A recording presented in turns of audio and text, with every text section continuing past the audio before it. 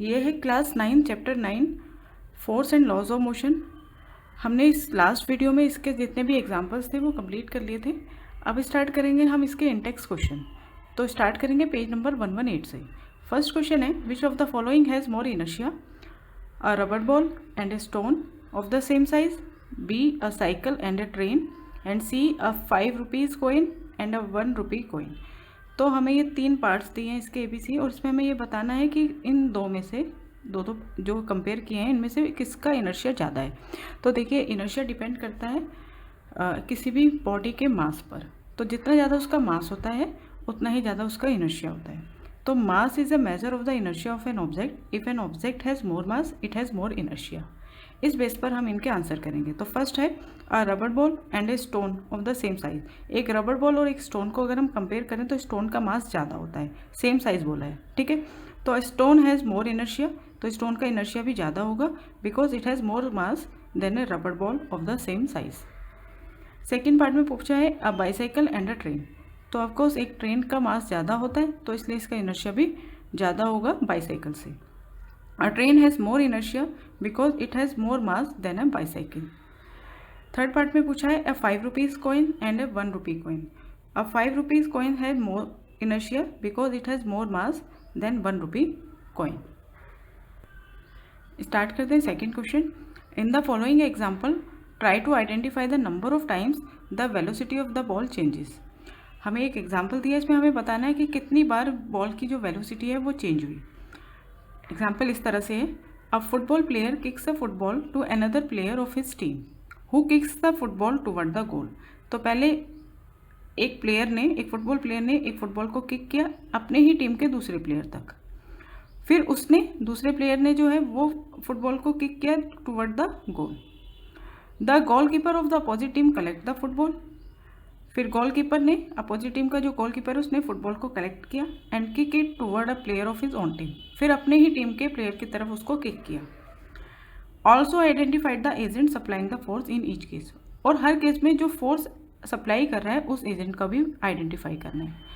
तो अब हम इसे दोबारा से पढ़ेंगे और इसका आंसर देंगे। तो कितनी बार वेलोसिटी चेंज हुई है, देखिए, अब football player kicks a football, तो यहाँ पर वेलोसिटी चेंज हुई है।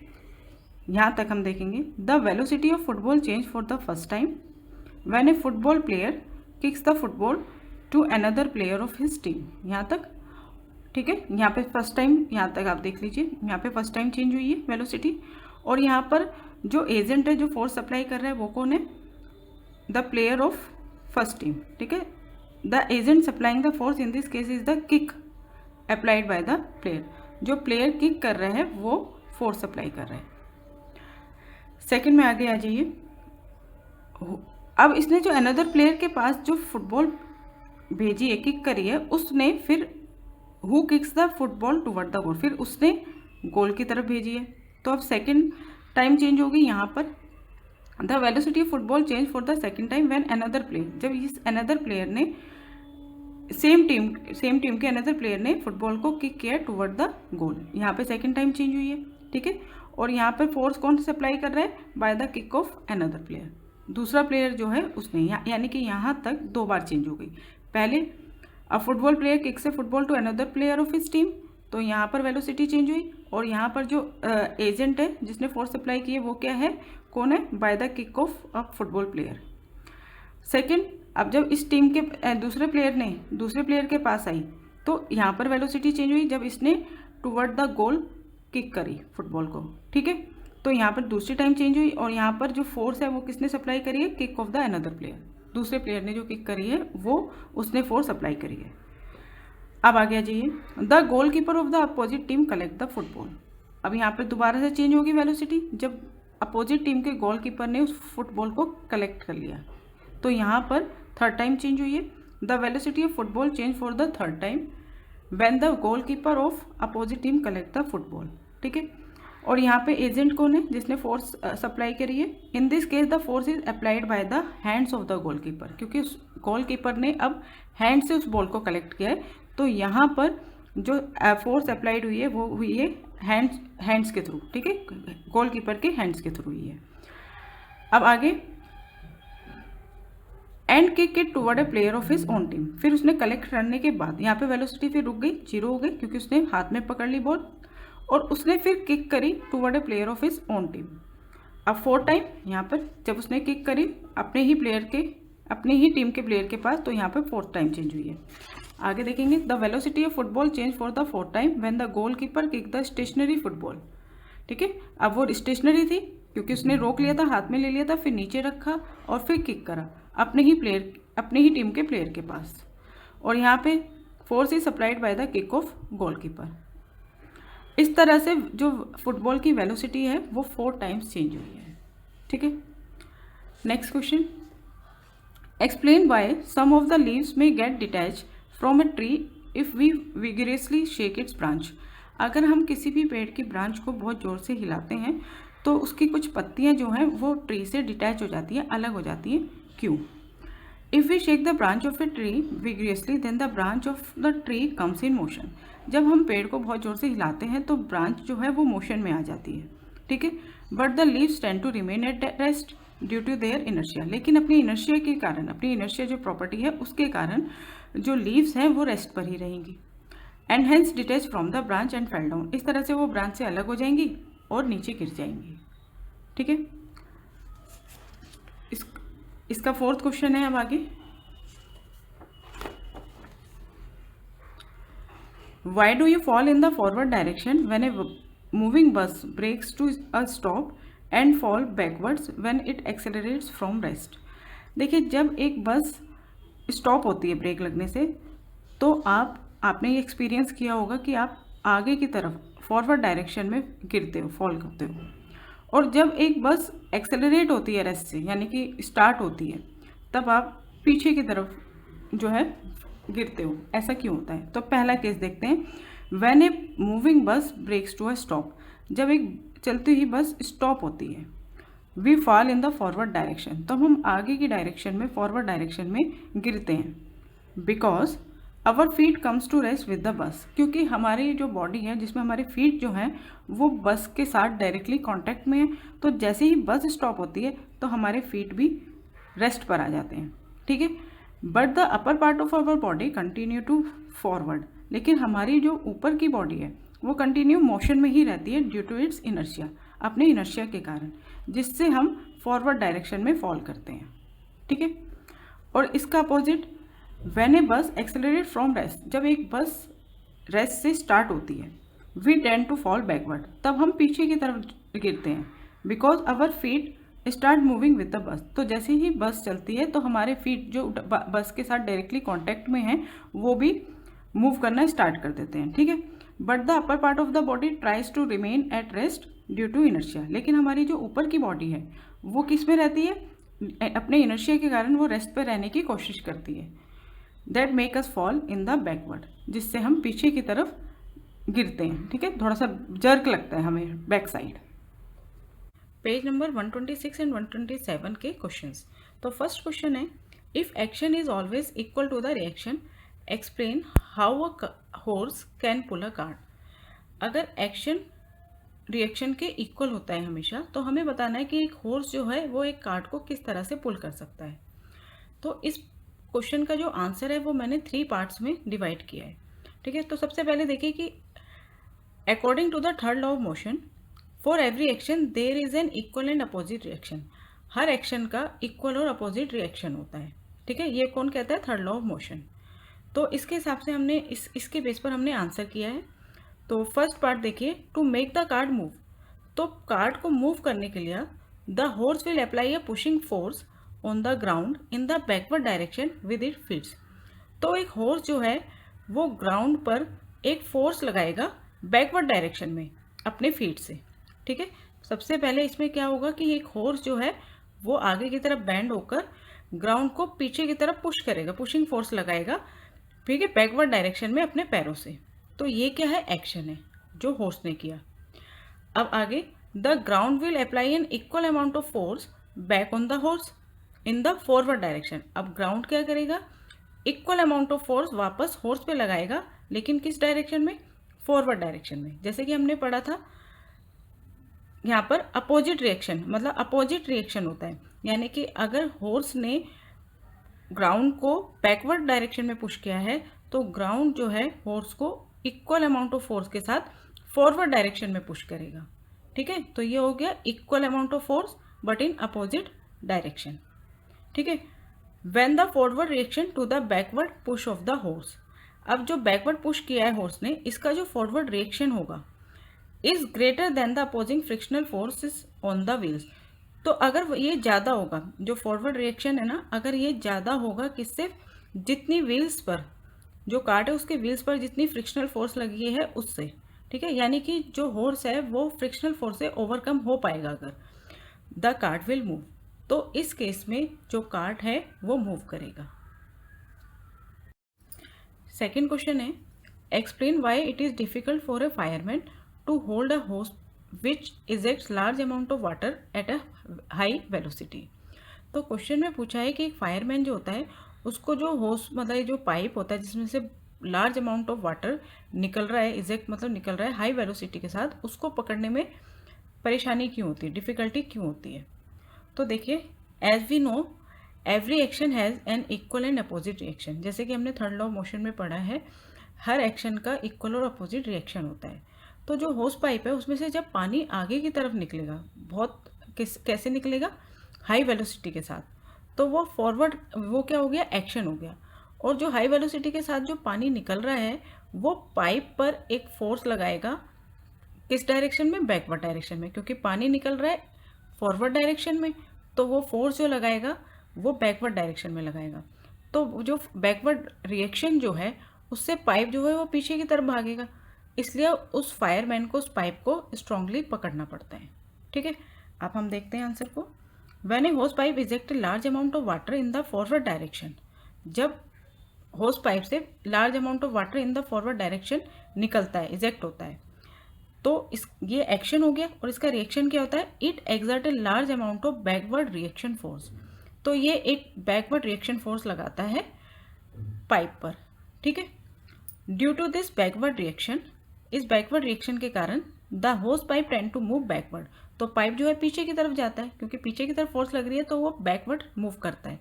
तो this backward movement makes it difficult for the fireman to hold the hose pipe. अब ये बैकवर्ड मूवमेंट जो है पाइप की, इसके कारण जो फायरमैन है उसको होस पाइप पकड़ने में डिफिकल्टी होती है, and the fireman has to hold hose pipe strongly, और इसलिए फायरमैन को होस पाइप जो है बहुत ही स्ट्रांगली पकड़ना पड़ता है। स्टार्ट करते हैं third question. From a rifle of mass 4 kg, a bullet of mass 50 gram is fired with an initial velocity of 35 metre per second. Calculate the initial recoil velocity of the rifle. तो देखिए, इसको भी हम according to law of conservation of momentum जो है उसी के according करेंगे इस क्वेश्चन को। तो मास हमें दे रखा है, यहाँ पे हमने राइफल के बारे में लिखा, राइफल का मास है 4 kg, और उसकी जब वो रेस्ट पर है, ठीक है, बिफोर फायर जो राइफल है वो रेस्ट पर है, तो उसकी वेलोसिटी क्या होगी, 0। बुलेट का मास है m2, ठीक है, और वो कितना है 50 ग्राम, तो 50 ग्राम को हमने डिवाइडेड बाय 1000 करके 50/1000 करके मैंने ग्राम को केजी में चेंज कर लिया। ठीक है, मोमेंटम निकालने के लिए हमें मास जो है वो केजी में चाहिए, और बिफोर फायर इसकी भी जो वेलोसिटी होगी वो होगी 0। तो इसके हिसाब से हम निकाल लेते हैं momentum before fire. Total momentum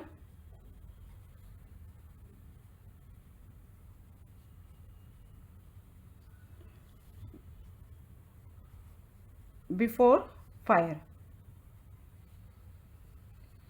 क्या होगा, राइफल का momentum m1 u1 plus bullet का मोमेंटम m2 u2।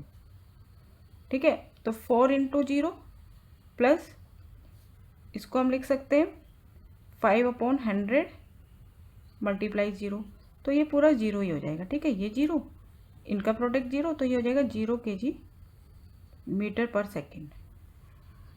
तो ये आ गया टोटल मोमेंटम बिफोर फायर। अब हम पहुंचते हैं total momentum after fire. Total momentum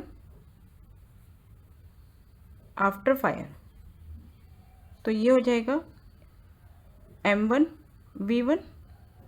ठीक है, ये किसका मोमेंटम है, m हमने ये राइफल का, आफ्टर फायर राइफल का मोमेंटम, और फिर बुलेट का मोमेंटम, इन दोनों को ऐड कर देंगे तो ये आ जाएगा टोटल मोमेंटम आफ्टर फायर। अब देखिए मास कितना है 4 kg, और आफ्टर फायर जो राइफल है उसकी जो वेलोसिटी है वही हमें निकालनी है, तो v1 को हमने v ले लिया, ठीक है, प्लस m2, बुलेट का मास था 5/100, वेलोसिटी है इसकी 35, इसको कैलकुलेट कर लेते हैं। 4v प्लस इसको कट करके कितना आ जाएगा, रिड्यूस कर दो, 5 1 जा 5 2 जा 20, फिर इन दोनों को किससे काट देते हैं 5 से, 5 7 जा 5 4 जा, तो 7/4। तो ये आ गया total momentum after fire kg metre per second. अब according to law of conservation of momentum, total momentum before fire, total momentum after fire, ये दोनों क्या होते हैं, इक्वल होते हैं, ठीक है। आप ये चीज़ लिखेंगे भी, according to law of conservation of momentum,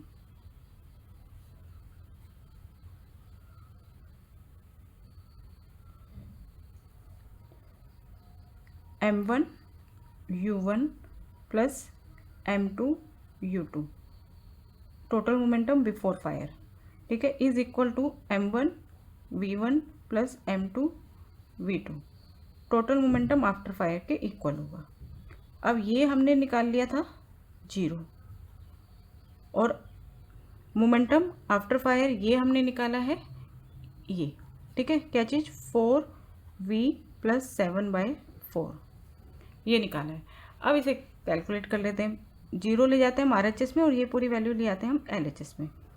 4v plus 7/4 is equal to 0, तो 4v इज इक्वल टू -7/4, ठीक है, ये प्लस 7/4 RHS में आके -7/4 हो गया, और v इज इक्वल टू -7/4, ये 4 जो मल्टीप्लाई में है यहाँ पे आ जाएगा नीचे डिनोमीटर में, तो -7/16, -7/16 को जब आप सॉल्व करेंगे, ठीक है, चाहे आप इसे इसमें फ्रैक्शन में छोड़ दो, और जब आप इसे डिवाइड करेंगे तो आएगा -0.4375 मीटर पर सेकेंड। अब यहाँ ये एक चीज़ क्या दिखा रही है, ये जो आया है इससे हमें ये पता चल रहा है कि ये नेगेटिव साइन जो है इसका भी आप मीनिंग लिखेंगे। वेलोसिटी तो हमें पता चल गई 0.4375 मीटर पर सेकेंड। अब नेगेटिव चीज़ क्या दिखा रही है वो देखिएगा, negative sign indicates that recoil velocity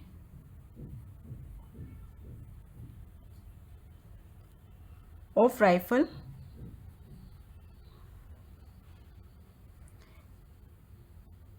is opposite to the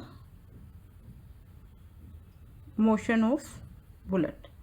bullet जब आगे की तरफ जा रही है तो जो राइफल है उसकी वेलोसिटी क्या है, अपोजिट डायरेक्शन में, यानी कि वो पीछे की तरफ जाएगी। बुलेट जो है वो आगे की तरफ जाएगी, और जो राइफल है वो किस तरफ मूव करेगी, पीछे की तरफ, ठीक है। ये नेगेटिव साइन ये शो करता है। स्टार्ट करते हैं fourth question. 2 objects of masses 100 gram and 200 gram are moving along the same line and direction with velocities of 2 metre per second and 1 metre per second respectively. तो 2 object दिए हैं, उनका मास है 100 ग्राम एंड 200 ग्राम, और उनकी velocity given है, first वाले की है 2 मीटर पर सेकेंड, और सेकेंड ऑब्जेक्ट जो है उसकी है 1 मीटर पर सेकेंड, ठीक है। They collide and after the collision, अब उनमें टक्कर होती है, और कोलिशन के बाद the first object moves at a velocity of 1.67 metre per second. तो कोलिशन के बाद फर्स्ट ऑब्जेक्ट जो है उसकी वेलोसिटी हो गई 1.67 metre per second. Determine the velocity of the second object, तो सेकेंड ऑब्जेक्ट की वेलोसिटी कितनी होगी ये हमें फाइंड करनी है। तो देखिए फर्स्ट ऑब्जेक्ट का मास है 100 ग्राम, तो 100 को मैंने 1000 से डिवाइड करके ग्राम को केजी में बदल लिया, क्योंकि मोमेंटम जो है, मोमेंटम में मास जो है वो केजी में होना चाहिए, ठीक है। इसी तरह से सेकेंड ऑब्जेक्ट जो है उसका मास है 200 ग्राम, तो 200/1000 करके हमने इसके मास को केजी में चेंज कर लिया। फर्स्ट ऑब्जेक्ट उसकी वेलोसिटी है 2 metre per second, second object उसकी वेलोसिटी है 1 मीटर पर सेकेंड। ठीक है, अब हम पहले निकालेंगे इन दोनों का momentum, total momentum before collision. Total momentum before collision, तो दोनों का जो मोमेंटम होगा उसको हम ऐड कर देंगे तो हो जाएगा टोटल मोमेंटम। तो फर्स्ट वाले ऑब्जेक्ट का क्या होगा, mass into velocity, plus second वाले का होगा मास इंटू वेलोसिटी। ठीक है, फर्स्ट वाले का मास है 100/1000, तो 2 जीरो से 2 जीरो कैंसिल हो जाएंगे, ये हो जाएगा 1/10, और इसकी वेलोसिटी है 2, प्लस सेकेंड वाले ऑब्जेक्ट का मास है 200/1000, तो इन 2 जीरो से 2 जीरो कैंसिल हो गई, 2/10, और इसकी वेलोसिटी है 1। ठीक है, तो ये आ गया हमारे पास 2/10 और ये भी 2/10, इन दोनों को ऐड करेंगे तो हो जाएगा 4/10, और 4/10 को आप लिख सकते हैं 0.4 kg मीटर पर सेकेंड। ठीक है, ये आ गया हमारे पास टोटल मोमेंटम बिफोर कोलिशन। अब हम निकालेंगे टोटल मोमेंटम आफ्टर कोलिशन। तो आफ्टर कोलिशन मास तो देखो वो का वही रहेगा, m1 1/10 kg, और अब इसकी फाइनल वेलोसिटी को हमने v1 से शो कर दिया 1.67, फर्स्ट ऑब्जेक्ट की है ना, metre per second. Second object जो है उसका मास हमने m2 से शो किया था 2/10 kg। कोलिशन के बाद भी और कोलिशन के से पहले भी जो मास होता है उसमें कोई चेंज नहीं होता, वेलोसिटी जो होती है वो चेंज हो जाती है। इसकी वेलोसिटी को हमने ले लिया v मीटर पर सेकेंड। अब ये हमें फाइंड करनी है। ठीक है, तो हमने निकाला टोटल मोमेंटम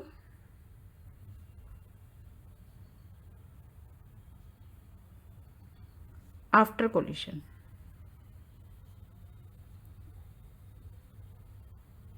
वो क्या हो जाएगा, फर्स्ट वाले का momentum m1 v1 plus second object का मोमेंटम m2 v2। ठीक है, m1 है 1/10 और v1 हमें गिवन है 1.67, प्लस m2 है 2/10 और इसकी वेलोसिटी v है। ठीक है, इसे काउंट करते हैं। तो 10 से जब 1.67 को 10 से डिवाइड करेंगे तो डेसिमल इधर आ जाएगा 0.167, और ये हो जाएगा, इसको डिवाइड करेंगे तो 2 1 जा 2 5 जा v/5। ठीक है, ये आ गया हमारा total momentum after collision kg metre per second. अब according to law of conservation of momentum, ये आपको लिखना होगा।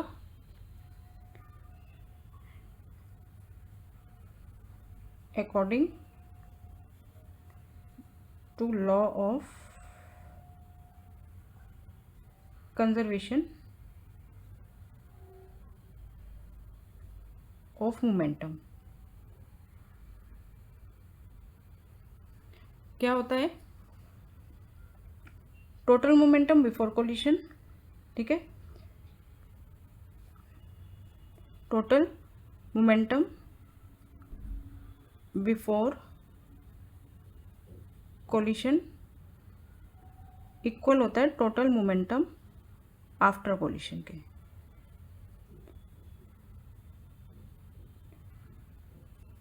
अब देखिए, टोटल मोमेंटम बिफोर कोलिशन आया था हमारे पास 0.4 kg मीटर पर सेकेंड, और टोटल मोमेंटम आफ्टर कोलिशन आया है, बिफोर कोलिशन 0.4 था और आफ्टर कोलिशन ये वाली इक्वेशन आई है, इसको पुट कर दो 0.167।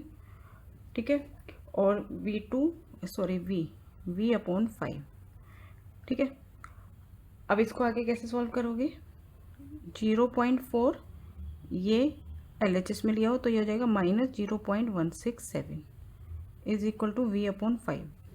अब 0.4 में से हमें माइनस करना है 0.167, तो ऊपर आप 0 पुट कर दीजिए लाइक टर्म बनाने के लिए। 10 में से 7 गए 3, 9 में से 6 गए 3, 3 में से 1 गए 2, तो ये आ गया 0.233 इज इक्वल टू v/5। ठीक है, अब यहाँ पे देखिए आगे v/5 मैंने इसको LHS में पुट कर दिया और इसको RHS में इज इक्वल टू 0.233, तो V is equal to 0.233 multiply 5 से मल्टीप्लाई कर दो, 3 5 जा 15, 3 5 जा 15 और 1 16, 3 5 2 जा 10 और 1 11, ठीक है, 3 डिजिट बाद डेसिमल, तो ये आ गई 1.165 मीटर पर सेकेंड। स्टार्ट करने जा रहे हैं बैक एक्सरसाइज क्वेश्चन। तो फर्स्ट क्वेश्चन है, an object experience a net zero external unbalance force, is it possible for the object to be travelling with a non zero velocity? If yes, state the condition that must be place on the magnitude and direction of the velocity, if no provided a reason. तो हमें बोला है कि एक object है जिस पर कोई भी अनबैलेंस फोर्स नहीं लग रही, जीरो एक्सटर्नल अनबैलेंस फोर्स, यानी कि कोई भी, जीरो का मतलब क्या हो गया, कोई भी एक्सटर्नल फोर्स नहीं लग रही है, ठीक है। Is it possible for the object to be travelling with a non zero velocity? तो क्या ये पॉसिबल होगा उस ऑब्जेक्ट के साथ कि वो ऑब्जेक्ट जो है किसी वेलोसिटी के साथ ट्रैवल करे? नॉन जीरो वेलोसिटी मतलब जीरो ना हो उसकी वेलोसिटी, कुछ ना कुछ हो, उस वेलोसिटी के साथ वो ऑब्जेक्ट ट्रैवल करे। इफ यस, अगर आपका आंसर यस है, then state the condition that must be place on the magnitude and direction of the velocity. तो वो कंडीशन बताओ जो मैग्नीट्यूड और डायरेक्शन पर अप्लाइड होंगी वेलोसिटी की, ठीक है। वेलोसिटी की मैग्नीट्यूड और डायरेक्शन पे कौन कौन सी कंडीशन फिर होनी चाहिए? इफ़ नो, अगर आपका आंसर नहीं है तो प्रोवाइड ए रीज़न, तो उसका रीज़न दो। तो सबसे पहले हमारा आंसर यस है। अगर एक ऑब्जेक्ट जिस पे कोई भी अनबैलेंस फोर्स नहीं लग रही है, उसके बाद भी वो नॉन जीरो वेलोसिटी के साथ ट्रैवल कर सकता है, ठीक है। Yes, if an object experiences a net zero external unbalanced force, it is possible for the object to be traveling with a non-zero velocity. अब इसके लिए कौन कौन सी कंडीशन होंगी वो देखिए। the following condition must be placed on the magnitude and direction of the velocity. सबसे पहले कि वो ऑब्जेक्ट ऑलरेडी यूनिफॉर्म स्पीड के साथ स्ट्रेट लाइन पाथ पर ट्रेवल कर रहा हो, ठीक है। जो ऑब्जेक्ट है वो ऑलरेडी मोशन में होना चाहिए, यूनिफॉर्म मोशन में, और कैसे, एक स्ट्रेट लाइन पाथ पे, ठीक है। There should be no change in the magnitude of speed, speed में कोई चेंज नहीं होना चाहिए। There should be no change in the direction of motion, ठीक है, मोशन में मतलब किसी भी तरह डायरेक्शन में कोई चेंज नहीं आना चाहिए। Friction between the object and the ground must be zero, frictional force जो है ऑब्जेक्ट और ग्राउंड के बीच में वो जीरो होनी चाहिए, यानी कि कोई भी फ्रिक्शनल फोर्स नहीं होनी चाहिए। And the air resistance on the moving object must also be zero, और कोई भी एयर रेजिस्टेंस भी नहीं होना चाहिए। अगर ये सब कंडीशन है तो ये पॉसिबल है कि एक ऑब्जेक्ट जिसपे कोई भी एक्सटर्नल फोर्स नहीं लग रही है उसके बाद भी वो ट्रेवल कर सकता है, ट्रेवल करता रहेगा नॉन जीरो वेलोसिटी के साथ। ये कहाँ से लिया है, ये किस बेस पर है ये आंसर? ये हमारा Newton first law of motion के बेस पर है, जिसपे बोला गया है कि एक ऑब्जेक्ट जब मोशन में होता है, if an object is in motion then it will remain in motion in a straight line, ठीक है, with uniform speed until or unless some external force applied on it, ठीक है। इसी बेस पर ये हमारा आंसर है। सेकेंड क्वेश्चन है, when a carpet is beaten with a stick dust come out of it, explain। जब एक कारपेट को हम स्टिक से बीट करते हैं तो डस्ट जो है वो बाहर आता है, क्यों आता है? देखिए when a hanging carpet is beaten with a stick, जब एक कारपेट को हम एक स्टिक से बीट करते हैं, then the force of stick makes the carpet move to and fro slightly. तो जो फोर्स लगती है स्टिक से, जो कारपेट पे फोर्स लगती है, उसके कारण कारपेट जो है आगे पीछे धीरे धीरे आगे पीछे मूव करता है। But the dust particle in it tend to remain at rest due to their inertia, लेकिन जो डस्ट पार्टिकल है वो रेस्ट पर ही होंगे अपनी इनर्शिया के कारण। कौन सा इनर्शिया? इनर्शिया ऑफ रेस्ट, उसके कारण वो रेस्ट पर ही रहेंगे and hence come out of it. तो कारपेट तो आगे पीछे मूव करेगा लेकिन डस्ट पार्टिकल अपने रेस्ट पर ही रहेंगे, तो रेस्ट पर रहेंगे तो वो उससे डिटैच होके नीचे गिर जाएंगे, ठीक है। नेक्स्ट क्वेश्चन है, why it is advise to tie any luggage kept on the roof of a bus with ए रोप। अगर गाड़ी के ऊपर, बस के छत पर लगेज रखा जाता है तो क्यों कहा जाता है कि ये एडवाइस क्यों दी जाती है कि उसको टाई करना है किसी रोप के साथ? रोप मतलब रस्सी के साथ उसे बांधना जरूरी होता है, क्यों? It is advised to tie any luggage kept on the roof of a bus with a rope because, तो इसका रीज़न क्या है?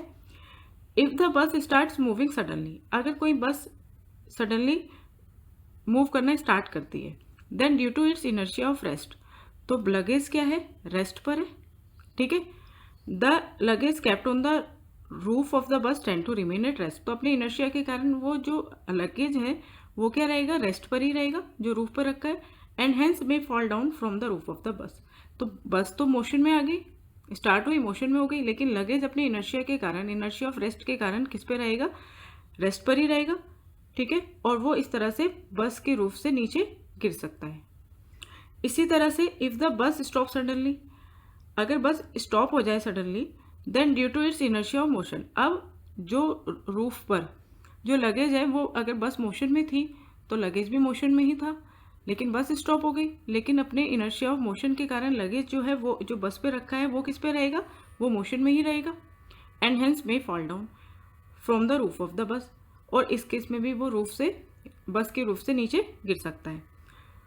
If the luggage items are tied with a rope, लेकिन अगर हम रोप के साथ एक लगेज को बांध दें, they can not fall down, तो वो नीचे नहीं गिरेंगे। When the bus start suddenly और स्टॉप सडनली, तब जब बस तुरंत या तो स्टार्ट होगी या स्टॉप होगी, तो इस केस में, दोनों ही केस में लगेज जो है नीचे नहीं गिरेंगे।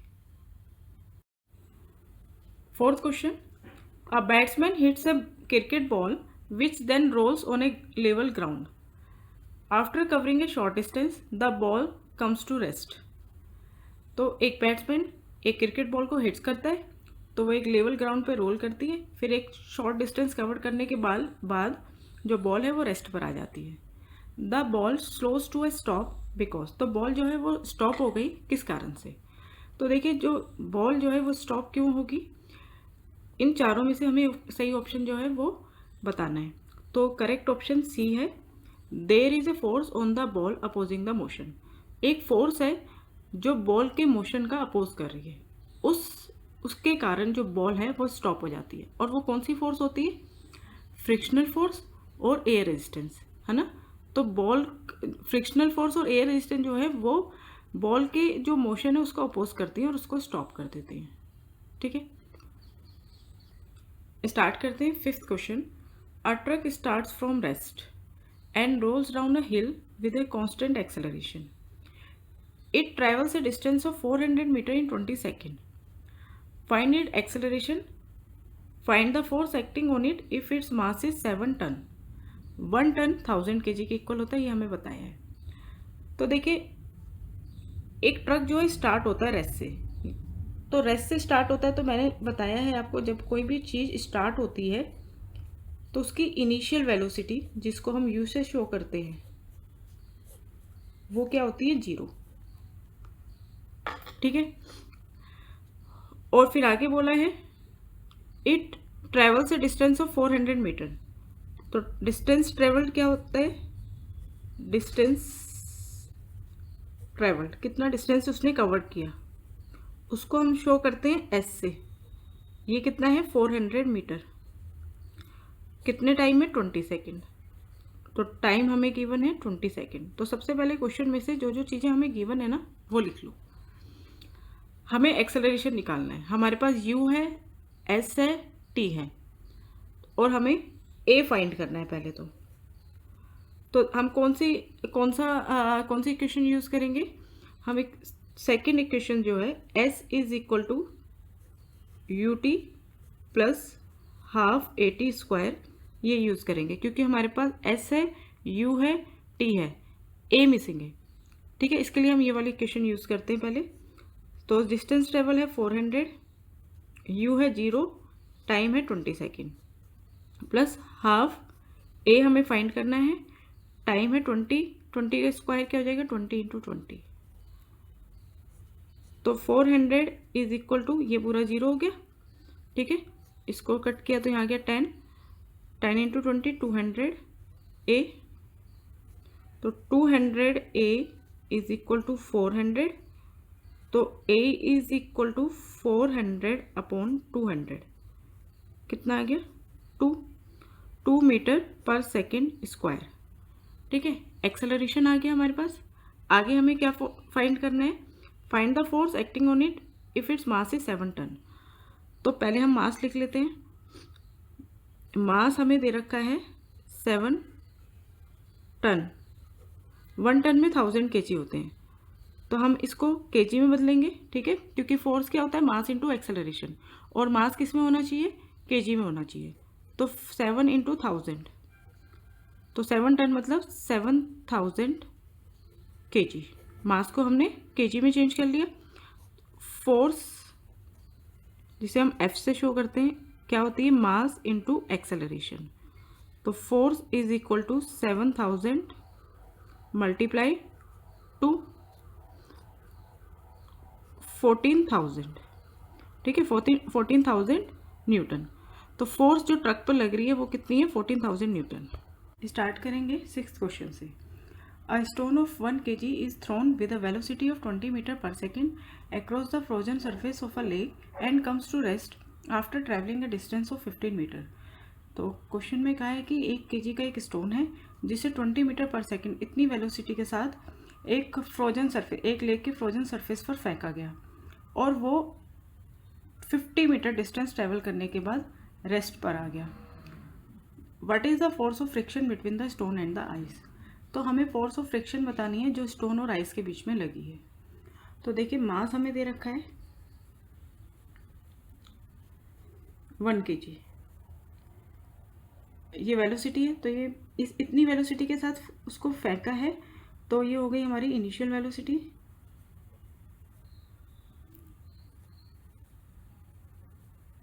इनिशियल वेलोसिटी u, ये है 20 मीटर पर सेकेंड, और वो रेस्ट पर आ गया वो पत्थर, तो यहाँ पर फाइनल वेलोसिटी हो गई हमारी 0, ठीक है।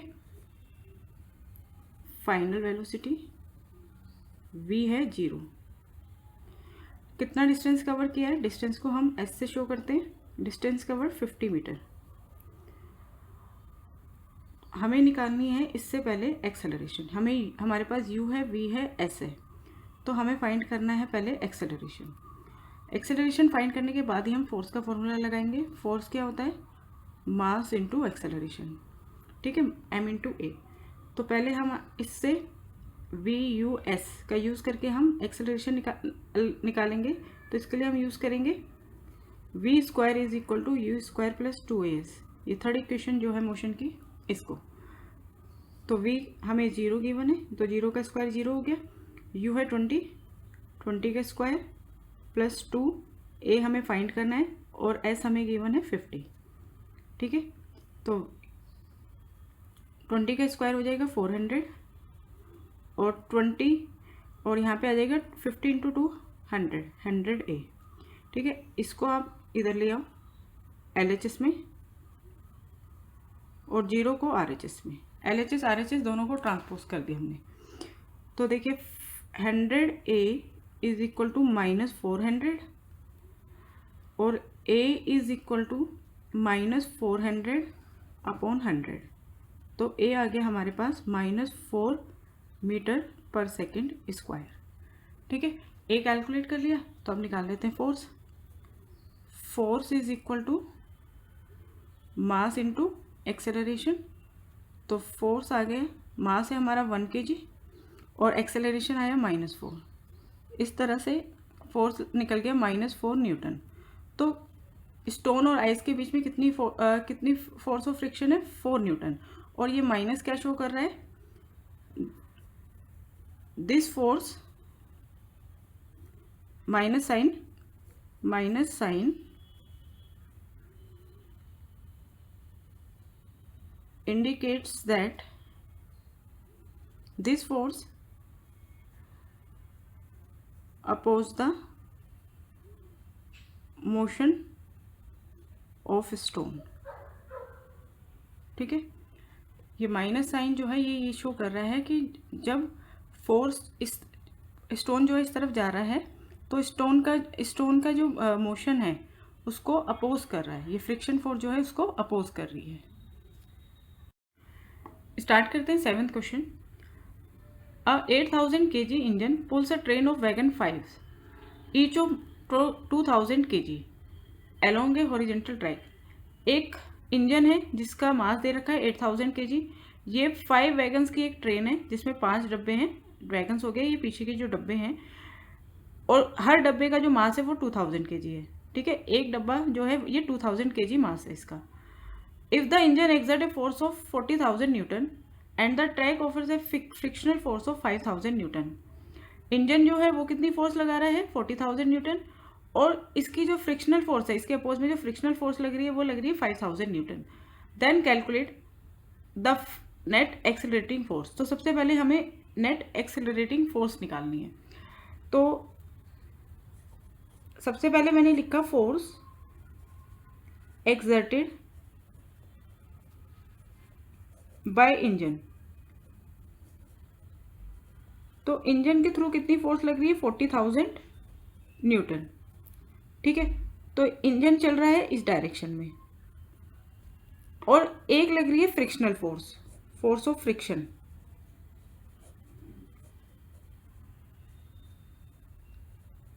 फोर्स ऑफ फ्रिक्शन है 5,000 न्यूटन। देखो फ्रिक्शनल फोर्स जो होती है वो इंजन के जो मोशन है उसको अपोज कर रही है, तो इंजन की जो फोर्स लग रही है, इंजन के थ्रू जो फोर्स लग रही है वो हम पॉजिटिव लेंगे, और फ्रिक्शनल फोर्स जो है वो हम नेगेटिव लेंगे, ठीक है। तो नेट एक्सेलरेटिंग फोर्स कितनी आएगी,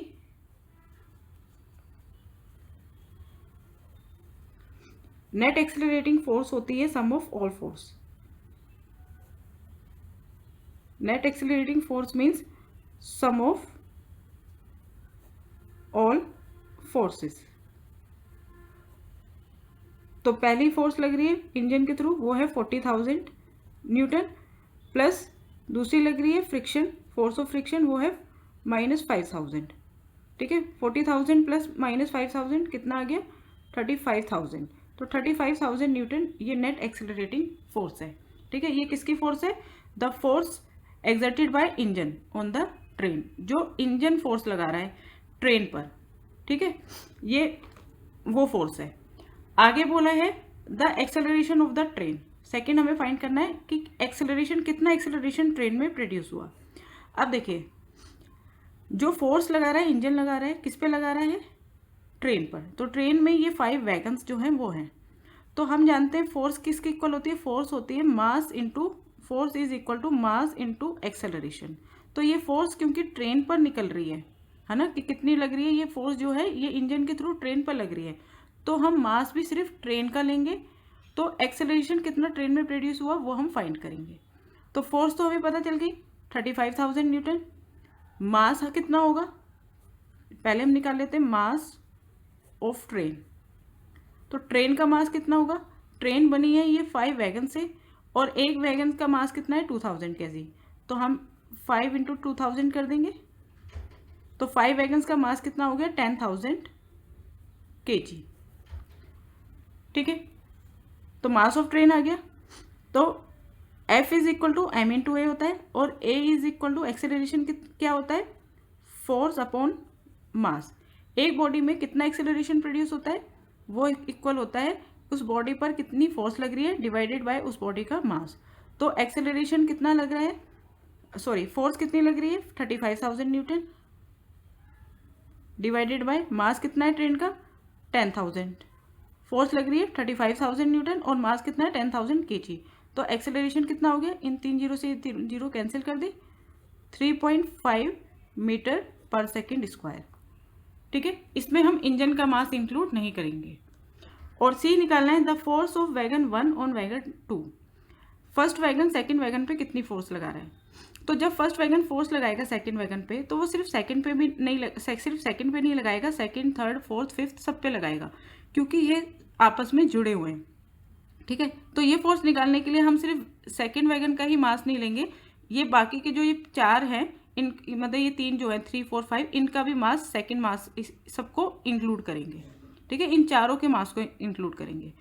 तो सी पार्ट निकालते हैं, force of wagon 1 on wagon 2। तो इसके लिए हम क्या लेंगे, mass of, force is equal to mass into acceleration. तो मास ऑफ 4 वैगन्स का मास लेंगे, ठीक है, multiply acceleration, force is equal to mass into acceleration. तो मास कितना हो जाएगा 4 वैगन्स का, एक का है 2,000, तो 2,000 इंटू 4, और एक्सेलरेशन कितना निकला है 3.5, तो ये आ जाएगा 2000 इंटू 4 8000 मल्टीप्लाई 3.5 3.5 से मल्टीप्लाई करेंगे तो आ जाएगा ये 28,000 newton. Question number 8, an automobile vehicles has a mass of 1500 kg। एक व्हीकल है जिसका मास है 1500 kg। What must be the force between the vehicles and the road if the vehicle is to be stopped with a negative acceleration of 1.7 metre per second square. हमें mass given है vehicles का और acceleration given है। अब ये पूछा है कि उस पर कितनी फोर्स लगाई जाएगी ताकि वो स्टॉप हो जाए। तो एक्सेलरेशन हमें माइनस में दे रखा है, नेगेटिव एक्सेलरेशन दे रखा है -1.7 मीटर पर सेकेंड स्क्वायर। तो हमें फोर्स निकालनी है, तो सिंपल है, force is equal to mass into acceleration. Mass हमें दे रखा है, मास हमारा हमेशा केजी में होना चाहिए, तो केजी में ही गिवन है। Acceleration metre per second square में -1.7, इन दोनों का प्रोडक्ट करेंगे, प्रोडक्ट आ जाएगा इसका -2550। फोर्स होती है न्यूटन में, ठीक है। Next question, what is the momentum of an object of mass m and moving with the velocity v। तो मोमेंटम क्या होता है, मोमेंटम को हम p से शो करते हैं। Momentum is equal to mass into velocity.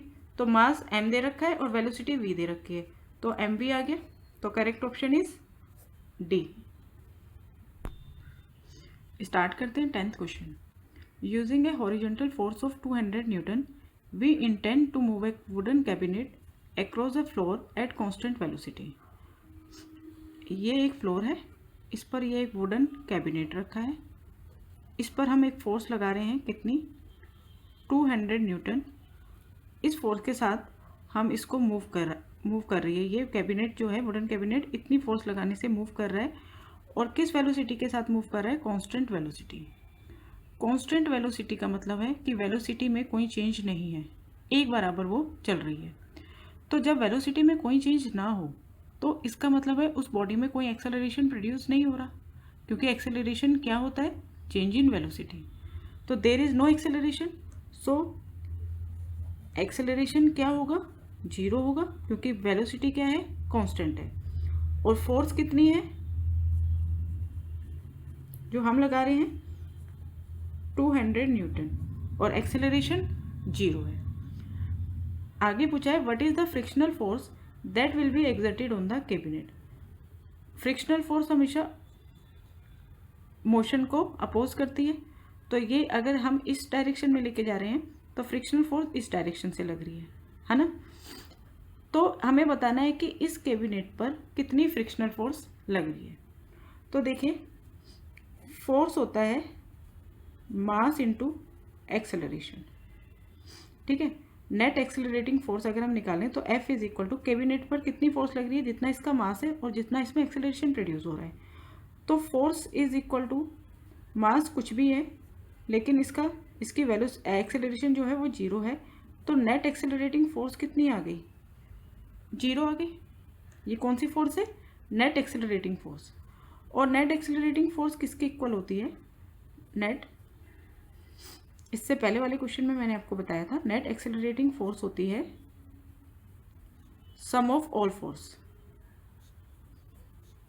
Some of all forces.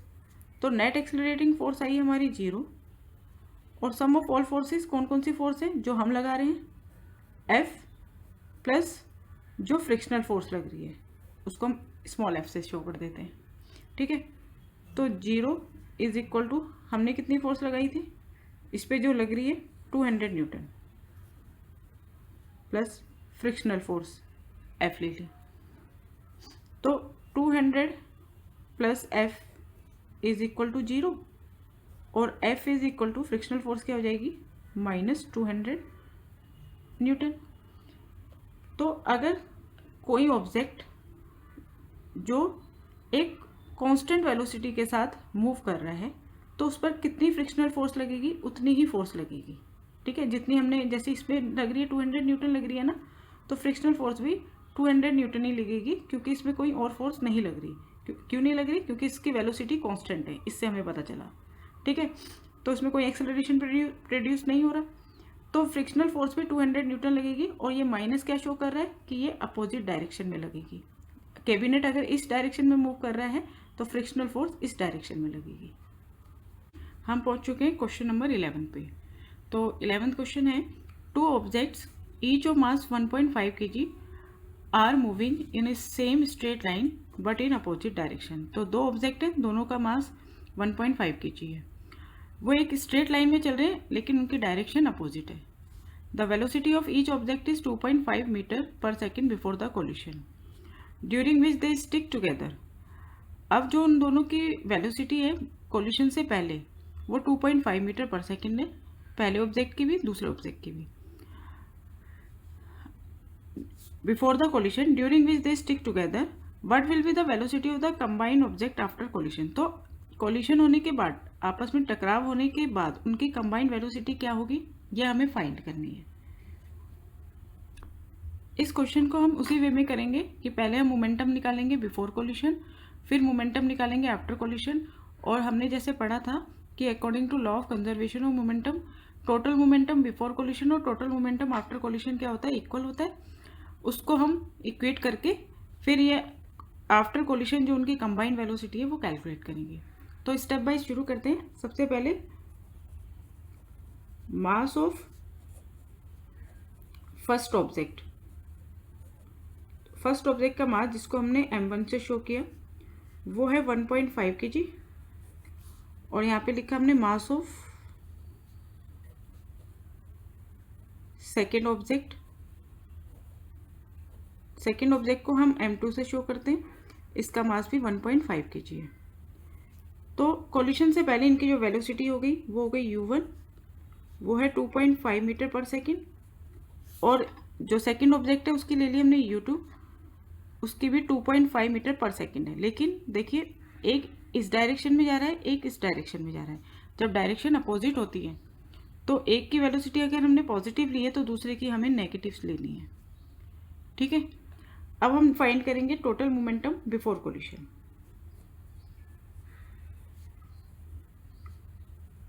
Total momentum before collision क्या होता है, m1 u1 plus m2 u2। m1 u1 ये हो गया momentum of first object, m2 u2 ये हो गया मोमेंटम ऑफ सेकेंड ऑब्जेक्ट। तो फर्स्ट ऑब्जेक्ट का मास है 1.5 और इसकी वेलोसिटी है 2.5, प्लस सेकेंड ऑब्जेक्ट का मास है 1.5 और इसकी वेलोसिटी है -2.5। ठीक है, 1.5 मल्टीप्लाई 2.5 बना 3.75। ठीक है, जब हम इन दोनों का प्रोडक्ट करेंगे तो 3.75 भी आएगा, लेकिन यहाँ पे माइनस है तो माइनस में आएगा, -3.75 प्लस 3.75 माइनस 3.75, तो ये आ गया 0। तो टोटल मोमेंटम बिफोर कोलिशन हमारा फाइंड हो गया 0 kg metre per second. Momentum की यूनिट होती है kg मीटर पर सेकेंड। ठीक है, अब हम आगे पहुँचते हैं आफ्टर कोलिशन। तो मास तो यही रहेगा m1 m2, लेकिन उनकी कंबाइंड वेलोसिटी हमें फाइंड करनी है।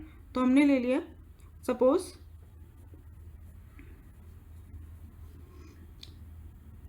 कंबाइंड वेलोसिटी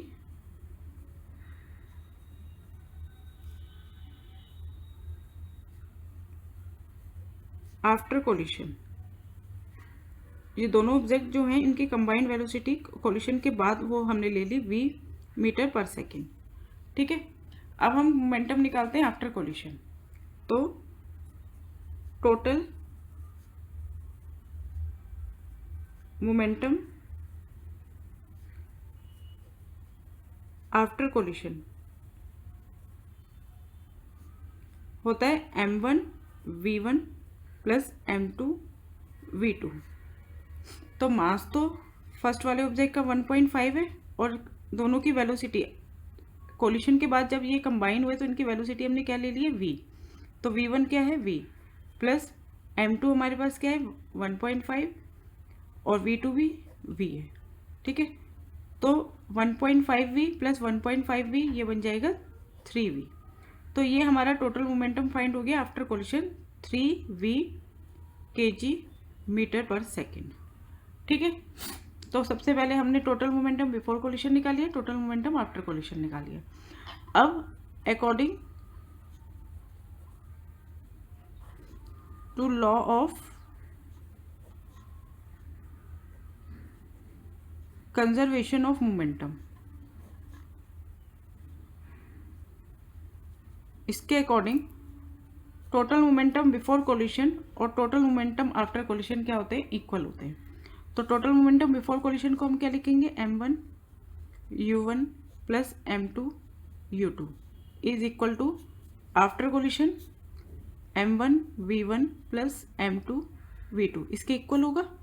अब m1 u1 plus m2 u2 total momentum before collision हमारा आ गया था 0, यहाँ पे 0 पुट कर दिया, और टोटल मोमेंटम आफ्टर कोलिशन आ गया था 3v।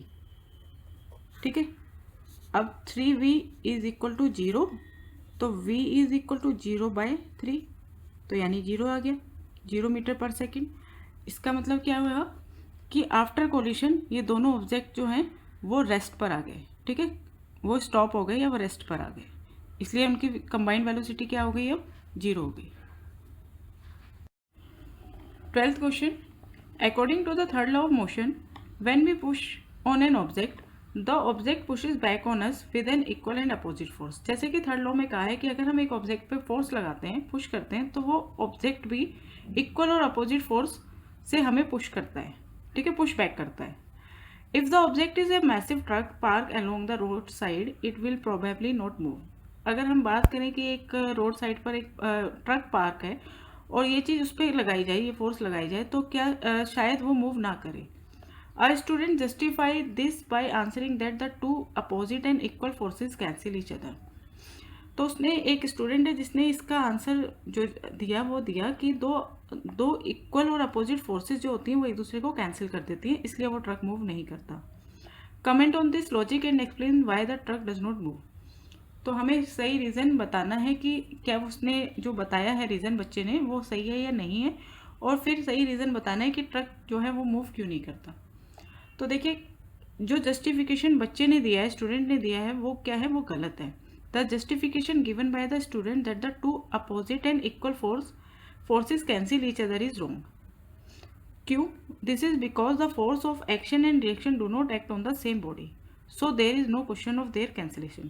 पहले हम यहाँ तक की बात समझ लेते हैं। अगर फोर्स एक ही बॉडी पर लग रही है, कौन सी फोर्सेस, एक्शन एंड रिएक्शन एक ही बॉडी पर हो रहा है, ठीक है, तो इस केस में एक्शन और रिएक्शन फोर्सेस जो हैं वो कैंसिल हो जाती हैं। लेकिन ट्रक के केस में एक बॉडी नहीं है, दो बॉडी हैं, दो ऑब्जेक्ट हैं जो एक दूसरे पर फोर्स लगाएंगे। एक्शन और रिएक्शन यानी कि सेम बॉडी पर नहीं है, तो इस केस में ये कैंसिल नहीं होगा। ठीक है, जो फोर्सेस हैं वो एक दूसरे को कैंसिल नहीं करेंगी, एक्शन और रिएक्शन फोर्सेस, क्योंकि वो सेम बॉडी पर एक्ट नहीं कर रही हैं। आगे, अब वो ट्रक मूव क्यों नहीं करेगा, इसका रीज़न क्या है। जो ट्रक है उसका मास बहुत ज़्यादा है, तो मास ज़्यादा होने के कारण उसके जो व्हील्स हैं, ट्रक के जो व्हील्स हैं और जो रोड है उसके बीच में एक फोर्स लग रही है, frictional force.